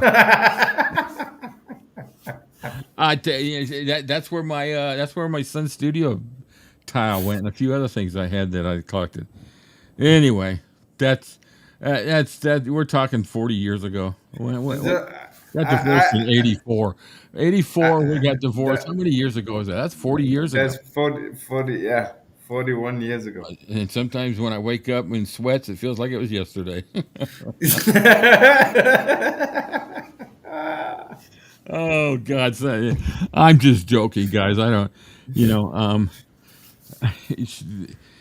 we had a good daughter out of that. She's 40 something, 46, 40. What year is this? 98. So she's 47 now. Got a grandson. So, you know, some good things come out of stuff like that. You know. Yeah. But yeah, got divorced, went and hopped a plane, went to Europe for 6 months and rode around on a motorcycle and came back home and realized life needed to begin. You know. But I had fun. Went all over the UK and went into Germany and a bunch of places. Just riding on a motorcycle, man. It was fun. Yeah. Anyway, that was fun. So we'll have, what have we been, an hour and a half? We have Tuesday night, we have the live stream tomorrow at 1 o'clock. So going to finish off the last train to Memphis. And it's just going to be Cam and I. Rich, this will be the last show that Rich won't be able to make. Of course, he's really been making all the Sunday shows. But he's the arrangement, everything's going to be cleared up where he's got to do. At home, he had some things he needed to get taken care of, and that's supposed to be taken care of tomorrow. So after that, everything should be clear, and he'll probably be able to join us more in some of these watch parties and some of the other stuff we do. But inside the studio, we had a good one today. So check it out on the replay.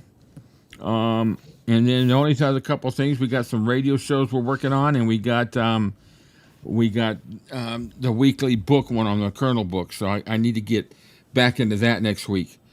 And then I'm thinking about doing like a little morning show on the radio, a little live show with Cam, and I'm like a morning drive with Rick and Cam, something like that. Do a live show, live call in, just a little chat show. I don't know what time and all that yet, but just some ideas.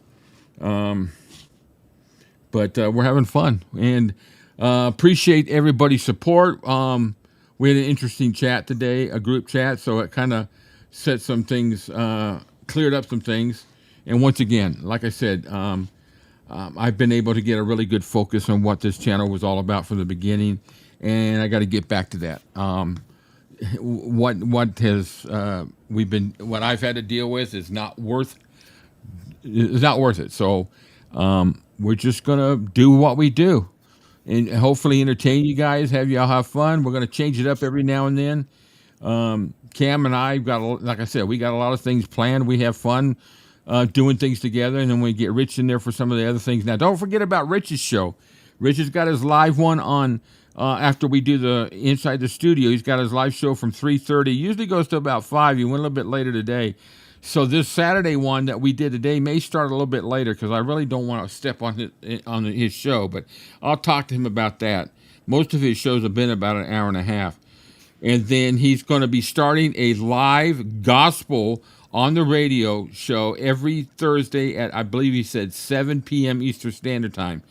And I think he's just going to he's going to do some live and some studio gospel for that show, taking requests. And so that'll be a cool show. And then we're still planning on our concert corner. I got so much shit I got to get done. I got to get back to the webpage. Just several different things. So what have we got? Let's catch up on some comments here. Yep. Oh God. Yeah, exactly. It's all about Elvis. Elvis-A-Z was the first post on the chat, a troll. Yes, it was, and I left it there for the reason of ignoring it.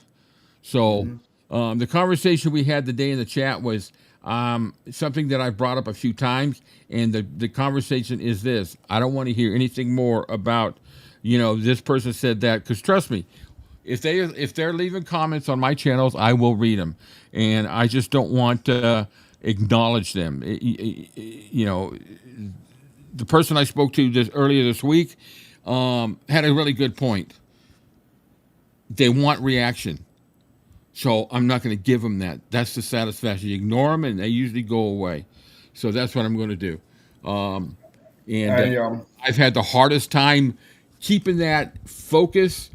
But I got, it was a great conversation. And to this person that had that, once again, I said it to you when we had a conversation. And everybody that sends me emails and all that, that I will never, ever say your name as far as any conversations. And unless and I won't even do that even if you suggest it, because I don't want to do that. But I will kind of bring up some of the, suggestions and advice you gave. And I got some great advice about the channel and getting back focused. I've been doing this for 4 years now, and I've kind of lost focus, and I've allowed some things to get to me. Can't do it no more. Cam and I talked about it earlier. Cam and I had a little bit of discussion after the chat today, and we both came to terms on some stuff. If you don't mind, I just want to vindicate myself, and I'm not doing this for any other reason, but mostly for myself. But I'm putting myself out there because I'm accountable to everybody, right? Yeah. I had a very short talk with Rick this afternoon after everything, and I just wanted to say to all of you guys, but mostly to the guy sitting here on my left side, that I came very close today to throwing in the hat, you know. And Rick said something today that made me stop and think long and hard.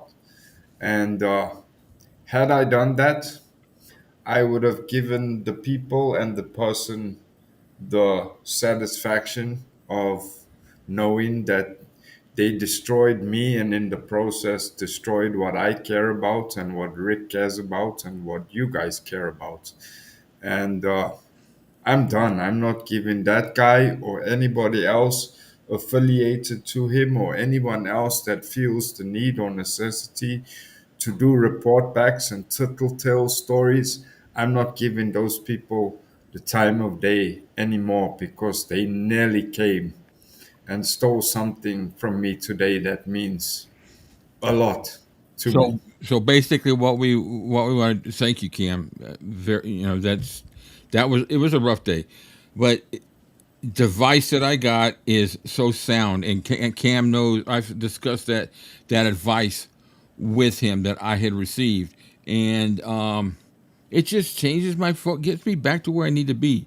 So Yeah. what we're asking of everybody here is that if they join any of our chats and they make their comments, I'm going to let them be. If they get nasty, they're going to be deleted. I don't care.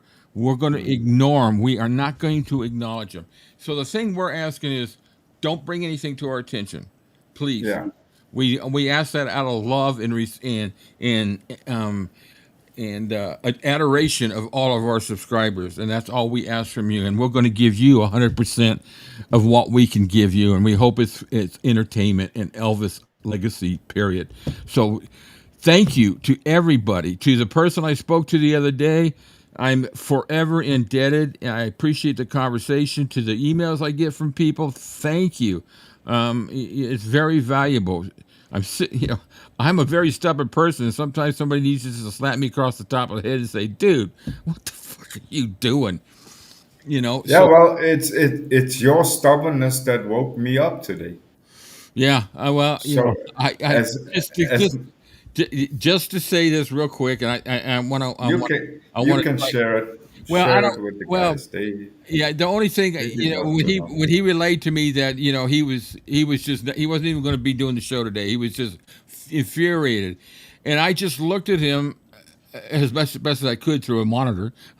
I said, I just said it really short and sweet. I said, I've been dealing with this for 6 months. I've been attacked and attacked and attacked, and not one time did I ever skip a show? Did I ever let it affect broadcasting, or did I walk away? And that's all I said.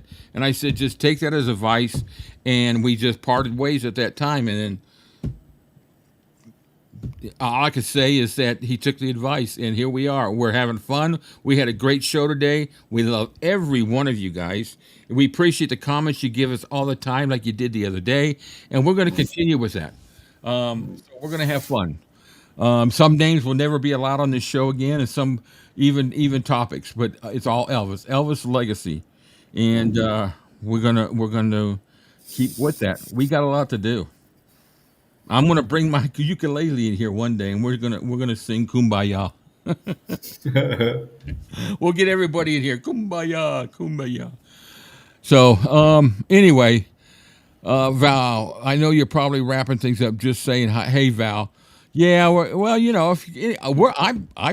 if everybody wants to stay, well, I'm more than happy to chat. Yeah, I got nowhere to go. I tell you what, let's give it a few minutes. You guys say yes or no. I've got the great little 15-minute video of an interview with Peter Goralnik talking about, talking about Elvis and his books. And if you'd like that, say yes, and I will pop it up here. It's about 15 minutes. It'll be fun to watch. Other than that, we can talk about whatever you want. Yeah, shoot the shit. Good shit. Oh boy, here we go. Hello. Let me see if I get this right. All right, sometimes. Yeah, we go. Hello. Can you hear me? Is it coming through? No. Why is it not coming through? Oh, because are you there, Olga? Yeah, can you hear me? There we go. I had the phone I had the volume on the phone down. I can now. Can you hear Cam? Yeah, I can You hear hear me, Olga Cam? loud and clear. Loud and Oh, clear. hi guys. Hi, Hey, subscribers.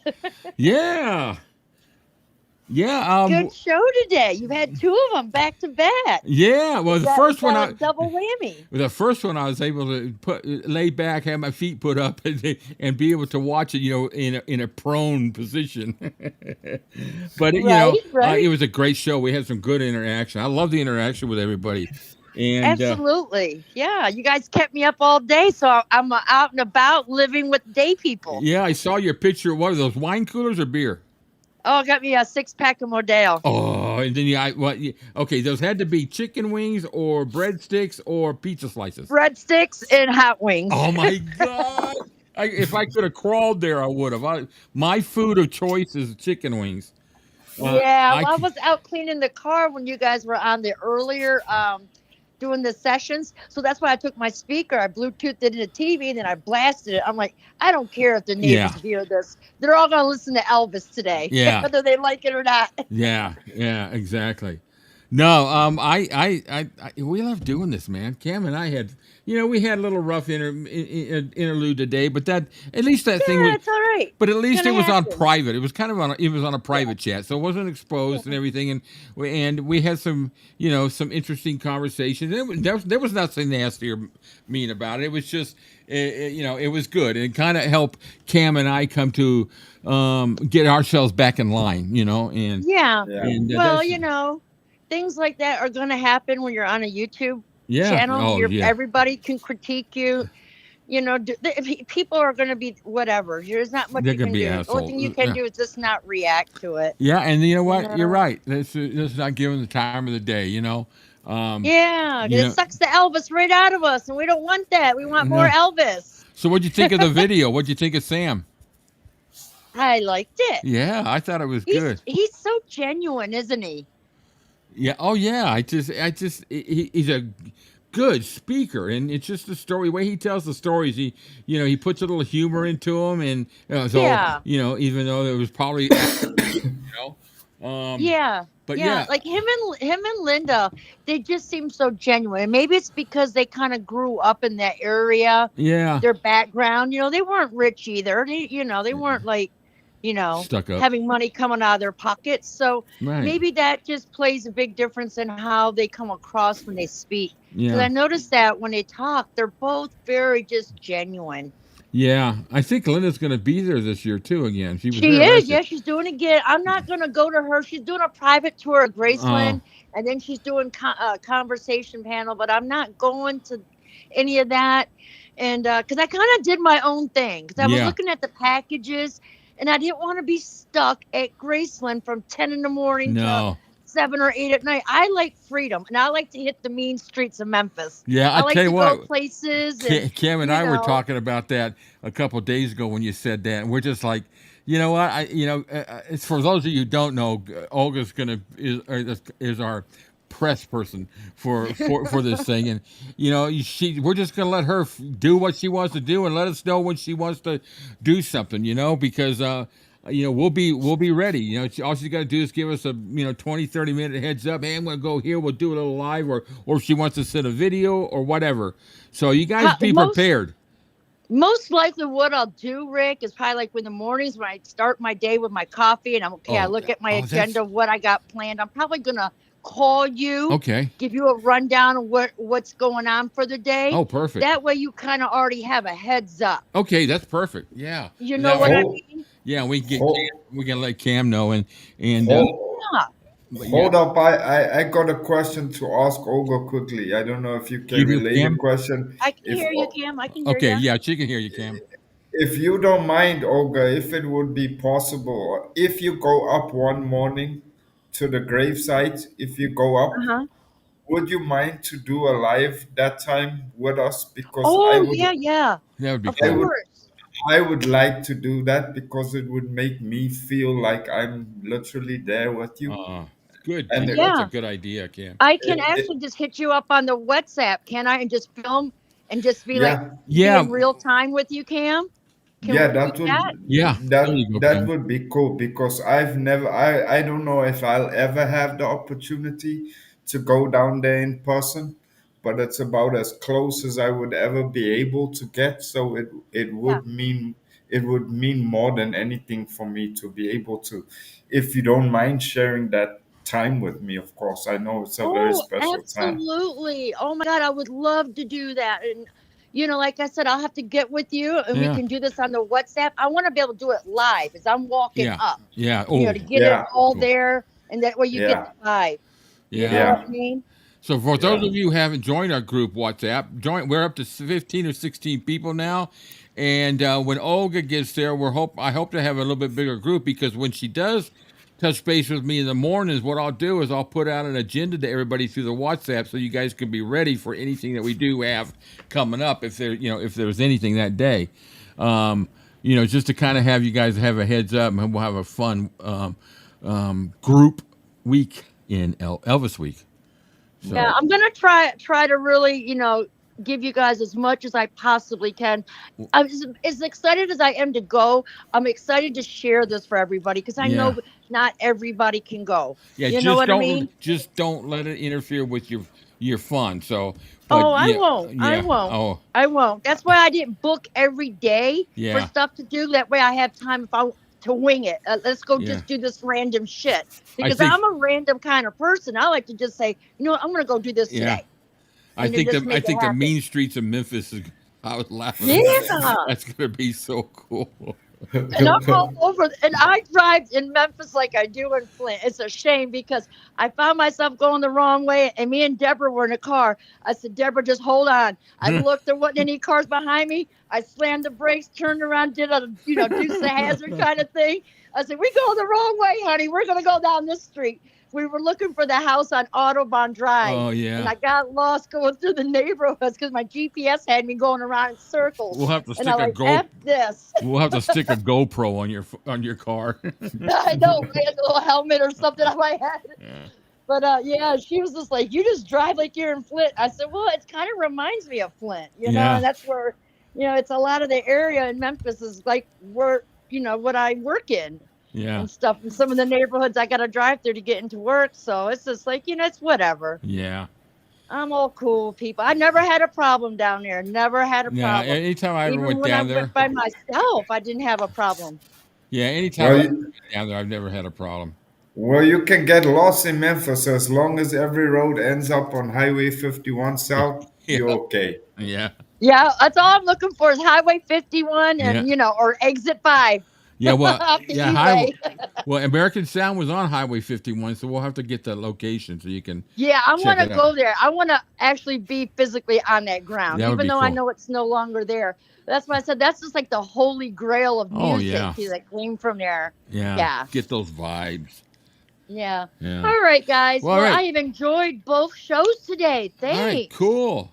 All right, and, I appreciate it. Well, I think I'm going to pop in. See, we still got about 17 people, so I'm going to pop in that little quick Peter Goronick video and watch it, and then we'll hang it up for the night because I got to get ready for tomorrow. But it's only 7 for me, so it'll be done by 6:30. 7:30, and right on. But we had fun, but thanks. Yeah, we got great subscribers, man. These subscribers kick ass. Yeah. Everybody's chill. And I like that. That's a nice chill vibe. No negativity in the comments. Hell Very no. rarely. I love it. No, it was about Elvis. Yeah, that's what it is. Right. Elvis-A-Z. So. Right on. All right. Olga, adios. Thanks, dear. I appreciate it. Bye-bye. Bye. Oh, man, it's going to be so much fun. Yeah. All right, so let me pop this up real quick. We'll watch it about 15 minutes if you guys want to. Well, if you guys want to, chat or something about it, we'll do that. Let me get rid of the old one. That was a great one with Sam, though. All right. Yeah. So let's see. Let me find it here. Peter Goronick. There it is. He talks about Elvis in Vegas. It's a Gates of Graceland one. And it's only about 15 minutes, I do believe. 15 minutes and 27 seconds. Sorry, I lied.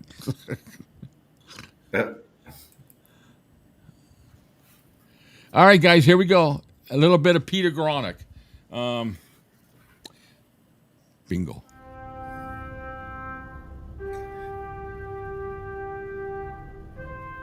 This is the good PG, not the bad PG. Mm-hmm.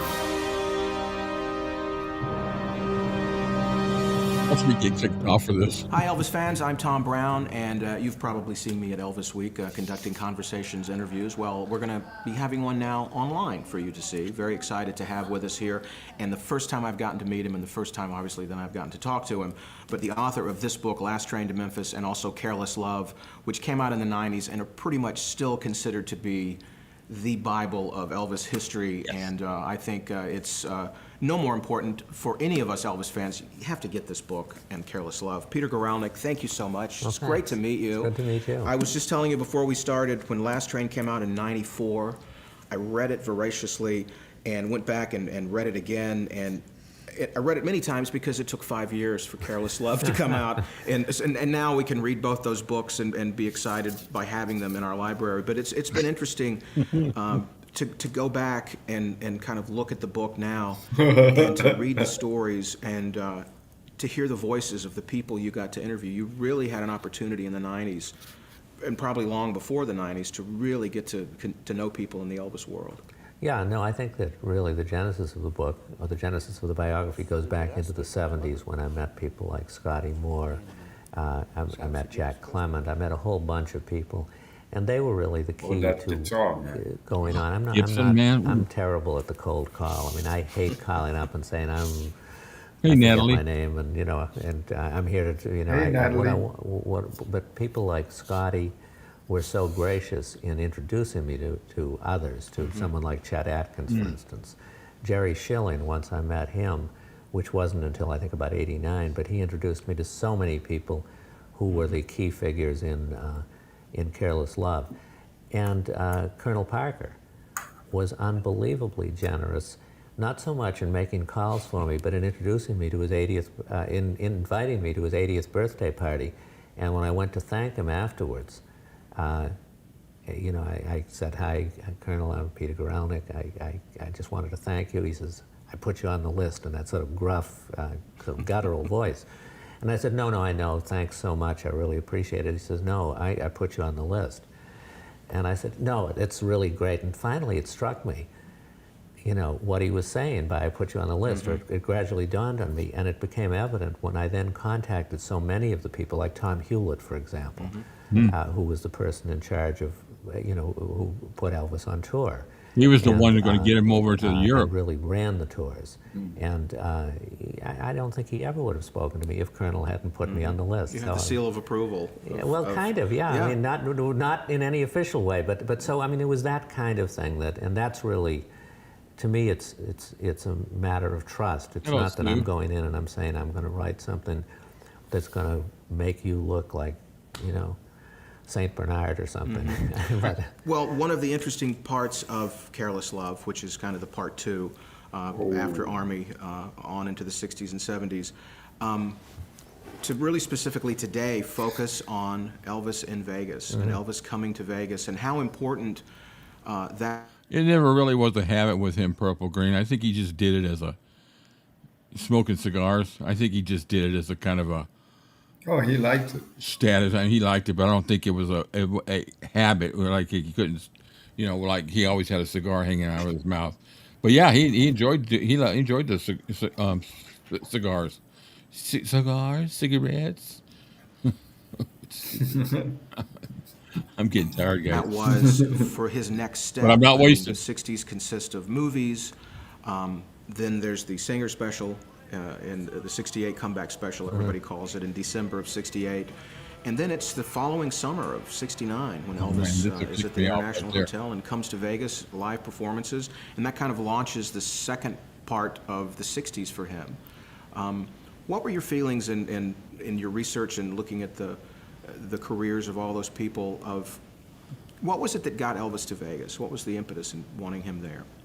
Well, Colonel got Elvis to Vegas because he made a deal. Like every other deal he made a great deal for Elvis. And one of the principal impetuses for it was that the movies had just run out. I mean, Elvis continued to have contracts, and they were very remunerative contracts, but really both the interest, as Jerry Schilling would say, it would tell you the interest had run out on Elvis's part, whatever spark it existed. But beyond that, the business element was more and more difficult. But the other thing was that I think that, you know, the 68 special had sparked such a hunger on Elvis's part to return to live performance, something that was almost as if he'd forgotten it. And he had gotten involved in his spiritual studies with Larry Geller, and that had occupied him for 2.5, 3 years almost exclusively in the mid-60s. But I think that performing in front of a live audience for that television special and just throwing himself into it and rediscovering the passion for the music that he had expressed in many ways in the studio was something that that really motivated Elvis. But the interesting thing was that the real ambition, and I think most people miss this because, you know, it's easy to reduce anything to caricature, and people think of the jumpsuits or, you know, I mean, it's funny because Elvis wore a lot of different things, but they think of it as a particular stereotype. But what got Elvis going was the idea of putting together what Sam Phillips called a kick-ass rhythm section, putting together, you know, a rhythm section that wasn't going to quit. But also bringing together all the strands of American music which had influenced him, which were by no means just blues or country or gospel music, which was the thread that ran all through his life, but every element. Could be Frank Sinatra, could be Tony Bennett, could be the Andrews Sisters, could be symphony. And he had in mind, very explicitly going in, that he was going to bring together all the sounds and all the traditions which had gone into the making of his music, or not just the making of his music, the making of American music, and with an orchestra, and with two backup groups, used not just the gospel, but the pop sound, the white sound, the black sound, and bring it all together in a way that would recapture the kind of experience that he had going out to Overton Park as a kid and hearing the Memphis Symphony play on a Sunday afternoon with a conductor just leading them with just his baton. And this was something that always stayed with Elvis. Yeah, it's interesting because you watch the films of Elvis in concert, and Jerry Schilling has mentioned this a couple of times I've seen in interviews.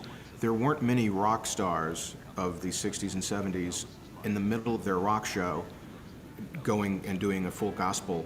There were a lot of people on stage singing backup with Elvis, gospel quartets, you know, R&B with the Sweets on stage with him. And that voice, his own group. Voice, you wound up with 11 or 12 voices. Yeah, there were a lot of voices on stage with him, and him in Vegas, especially those first shows in August of '69. I mean, you read in your book, Careless Love, you read about him forming that band and forming that core unit and the songs they learned, and really the structure of the set and how to really have a performance. Yeah, no, and there was an energy, I think, in those early shows that almost couldn't be contained, and something that while I think that he found a form for that expression in his early movies, the movies he made before going into the Army, and he really threw himself into those 4 movies. But this experience of live performing was something that I think there was almost no substitute for it. And one of the things about Elvis was that he spoke from the beginning of his career, he spoke of the fans as not just giving him his grounding, but giving him his inspiration. And he had more contact with the fans than is often given its due. And but I think he saw that as a regenerative kind of a thing. And I would say that it ran out after a certain point. It ran out in Vegas. He went on the road. I remember seeing him in Boston in '71 on what was, I think, the first full-length tour. And it was an exciting spectacle. It was an exciting sort of tableau. But again, I think that ran out after a while. Sure, but at the beginning, he had the greatest of ambitions, and Joe Gershio, I think, served that. He got a big kick out of Joe, and Joe gave the kind of, with the 2001 introduction. I mean, Joe gave that additional spirit that Elvis was looking for. But in some ways, I mean, you wish that it's kind of like in Elvis's spiritual studies. If I could give Elvis one gift, it would have been a course in comparative religions at UCLA or something. I mean, I think he had that degree of that hunger for it. And I think with the music, it would have been great if he was as great an ethnomusicologist as anyone who's gone through college, gotten his or her degree, I mean, done all of that. But he didn't do that. And I think that had he had the tools for arranging the kind of music that he envisioned, I think they would have given him even greater satisfaction. Yeah. He would have been teaching that class probably in a year. With the way he took in information and seeking out. He was curious from talking to people and reading about him. He wanted to learn more. He wanted to, and he rose to a challenge. And the movies, he rose to that challenge. He rose to the challenge of the Army. He rose to the challenge of that '68 special.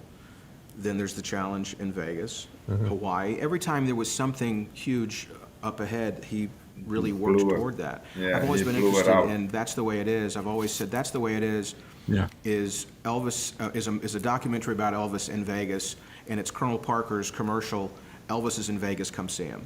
Right, and then right. Elvis on tour is the commercial. Elvis is coming to your town. Right. Come see him. Yeah. I mean, it was very smart the way those two documentaries, the thread of what they achieved and what they wanted, what Colonel wanted them to achieve, I think, in that message. Well, it's interesting. I mean, the original version of that's the way it is. Whom would you say that was? I mean, who dictated the way that was, with its emphasis on the fans and more, more so as opposed to the revised version? I mean, was that an advertisement? The advertisement the Colonel wanted? I'm not sure it was. No. It may have been a satirical take, by was it? Yeah, that original version is really so different than the special edition they released later, because they focused mainly on the fans, over in Europe and here, and about them. I think it was more about the fans getting in there to see him. Then on the second one, it was more about Elvis preparing for the show. Yeah. Which actually, it's kind of like a great two. It's almost like a 2 DVD set if you take them both put together. Yeah. I watched the original not long ago again, and it's just you laugh about it because there's some things in there. It's just like, wow, some of the characters they had in there, was really good.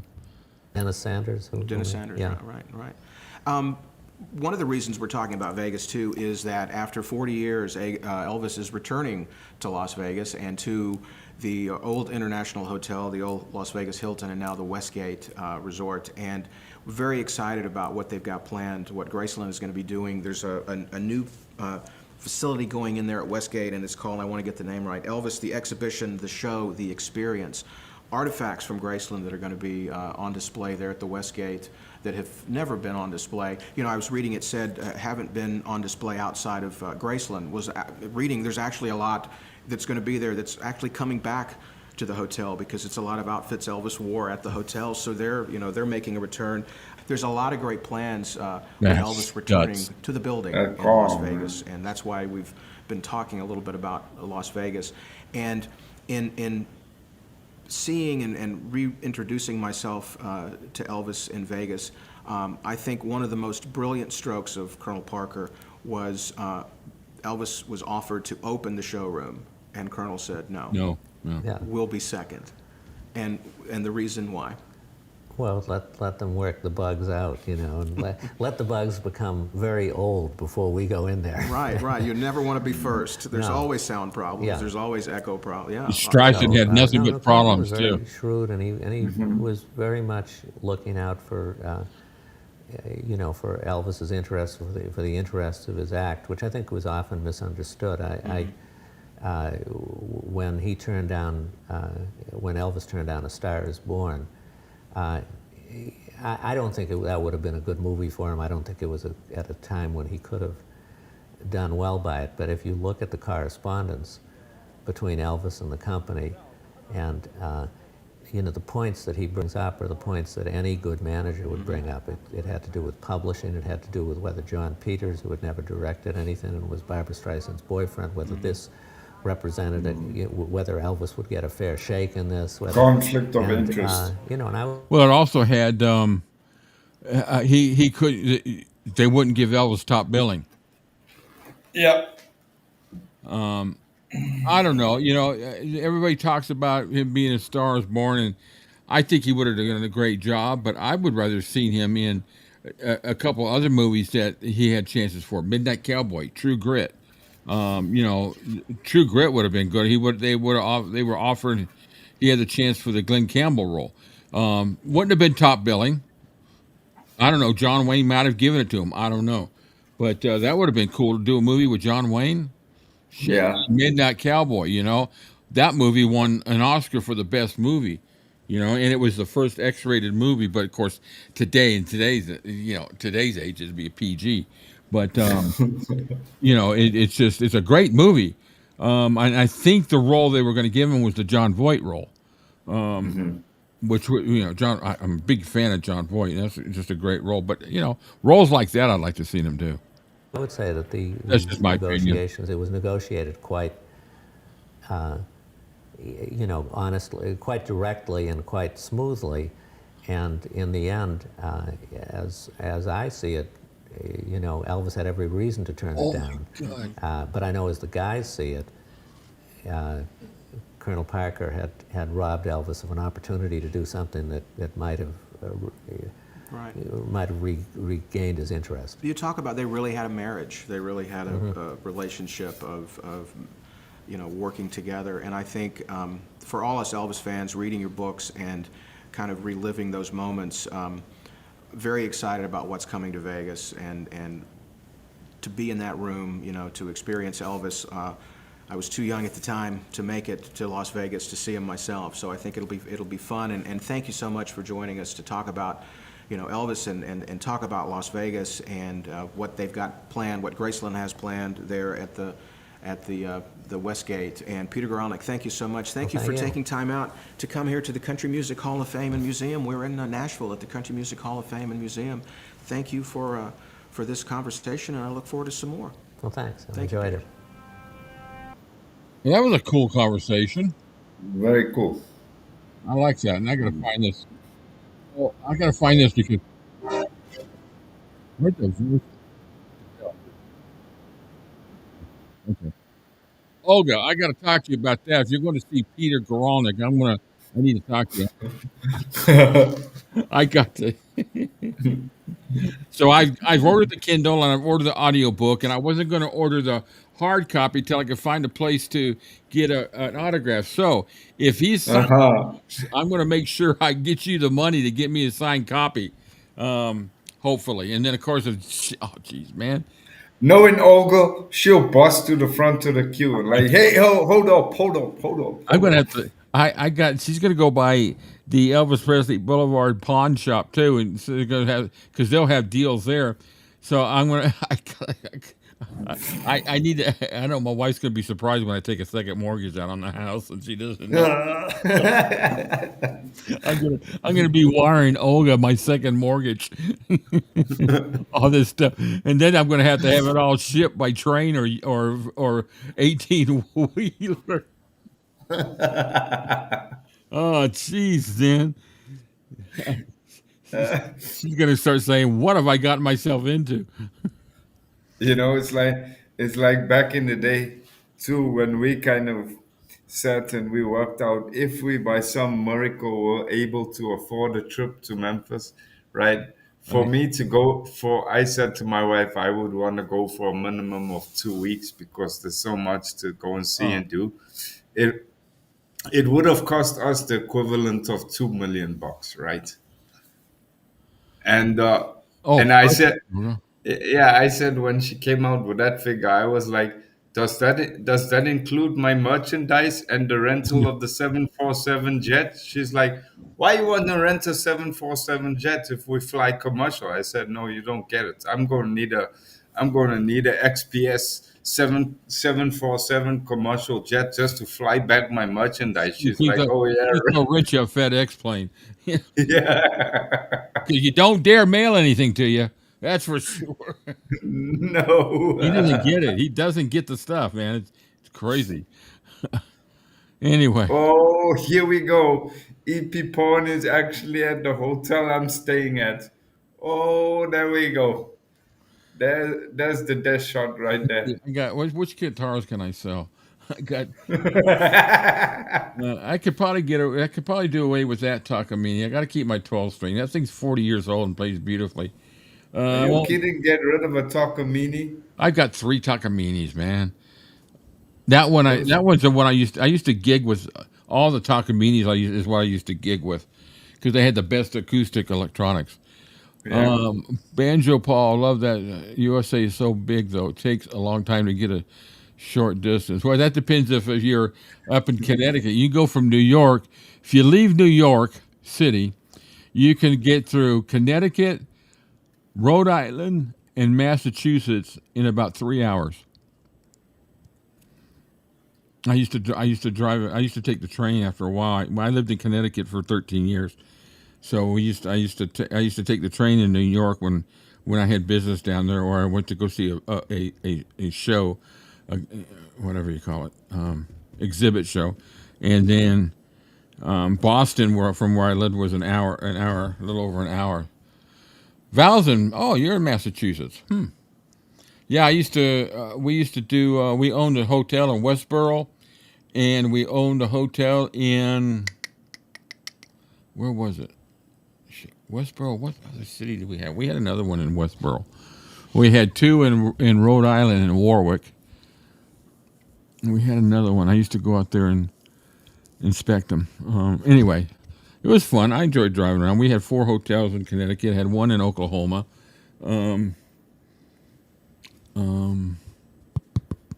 Pennsylvania. We had 30 hotels I used to travel around and see. It was fun. I enjoyed it, but I got tired of it after a while. Salem, yes, yeah. Oh, I used to go to Salem. Went there for the. I guess they probably still do. They have, I don't know if they call them a witch convention or some kind of attraction. Every right around Halloween time, I think it was. Went there a couple times. Sue's on the border of Arkansas and Oklahoma. Huh. Well, my brother lives in Little Rock. I used to go to. I lived in Branson, Missouri, which was right there above. Is it Arkansas? What's the city? Where's that? No, I can't think of the amusement park there. Anyway, I lived in Branson for about 6 months. Just played music there for a while, and then I got back to Atlanta and got to the real life. Realized I wasn't going to make no money on it. Yeah, you're not far, Sue. You're probably. Well, see, I'm 6 hours from my door to Graceland's gates. I'm 4 hours to Tupelo. It used to be a lot longer before they built that highway from Tupelo all the way to Memphis.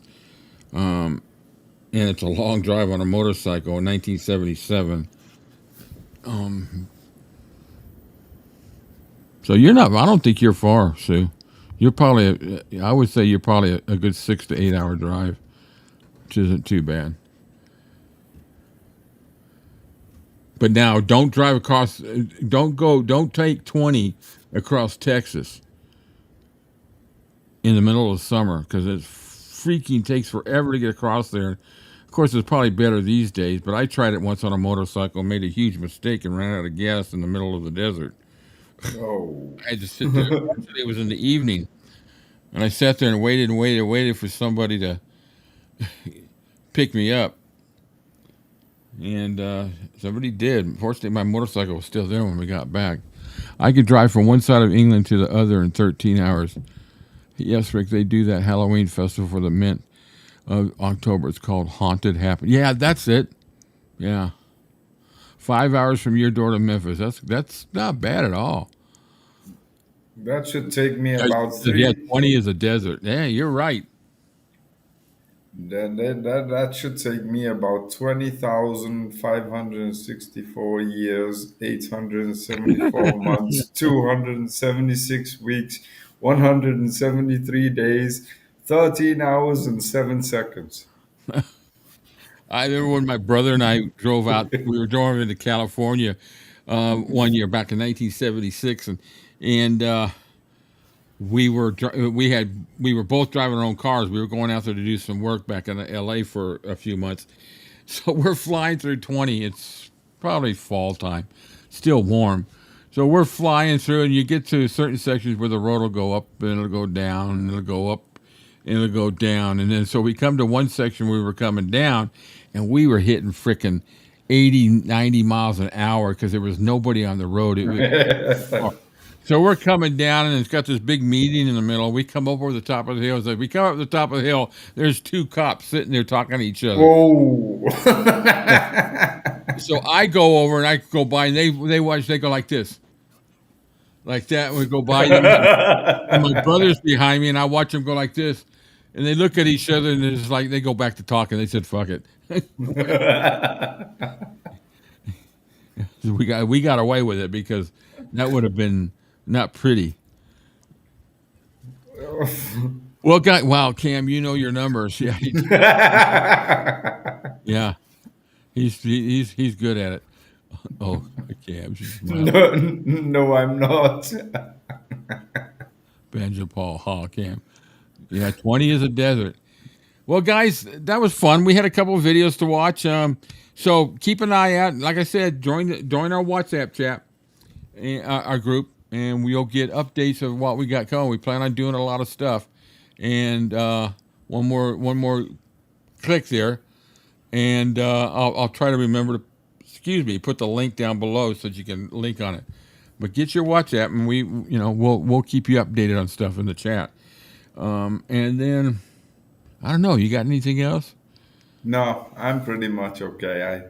I think it might be a good idea now that we call it quits, because I'm only getting warmed up now, and we know what happens when I get warmed up. Val says I can't drive 55.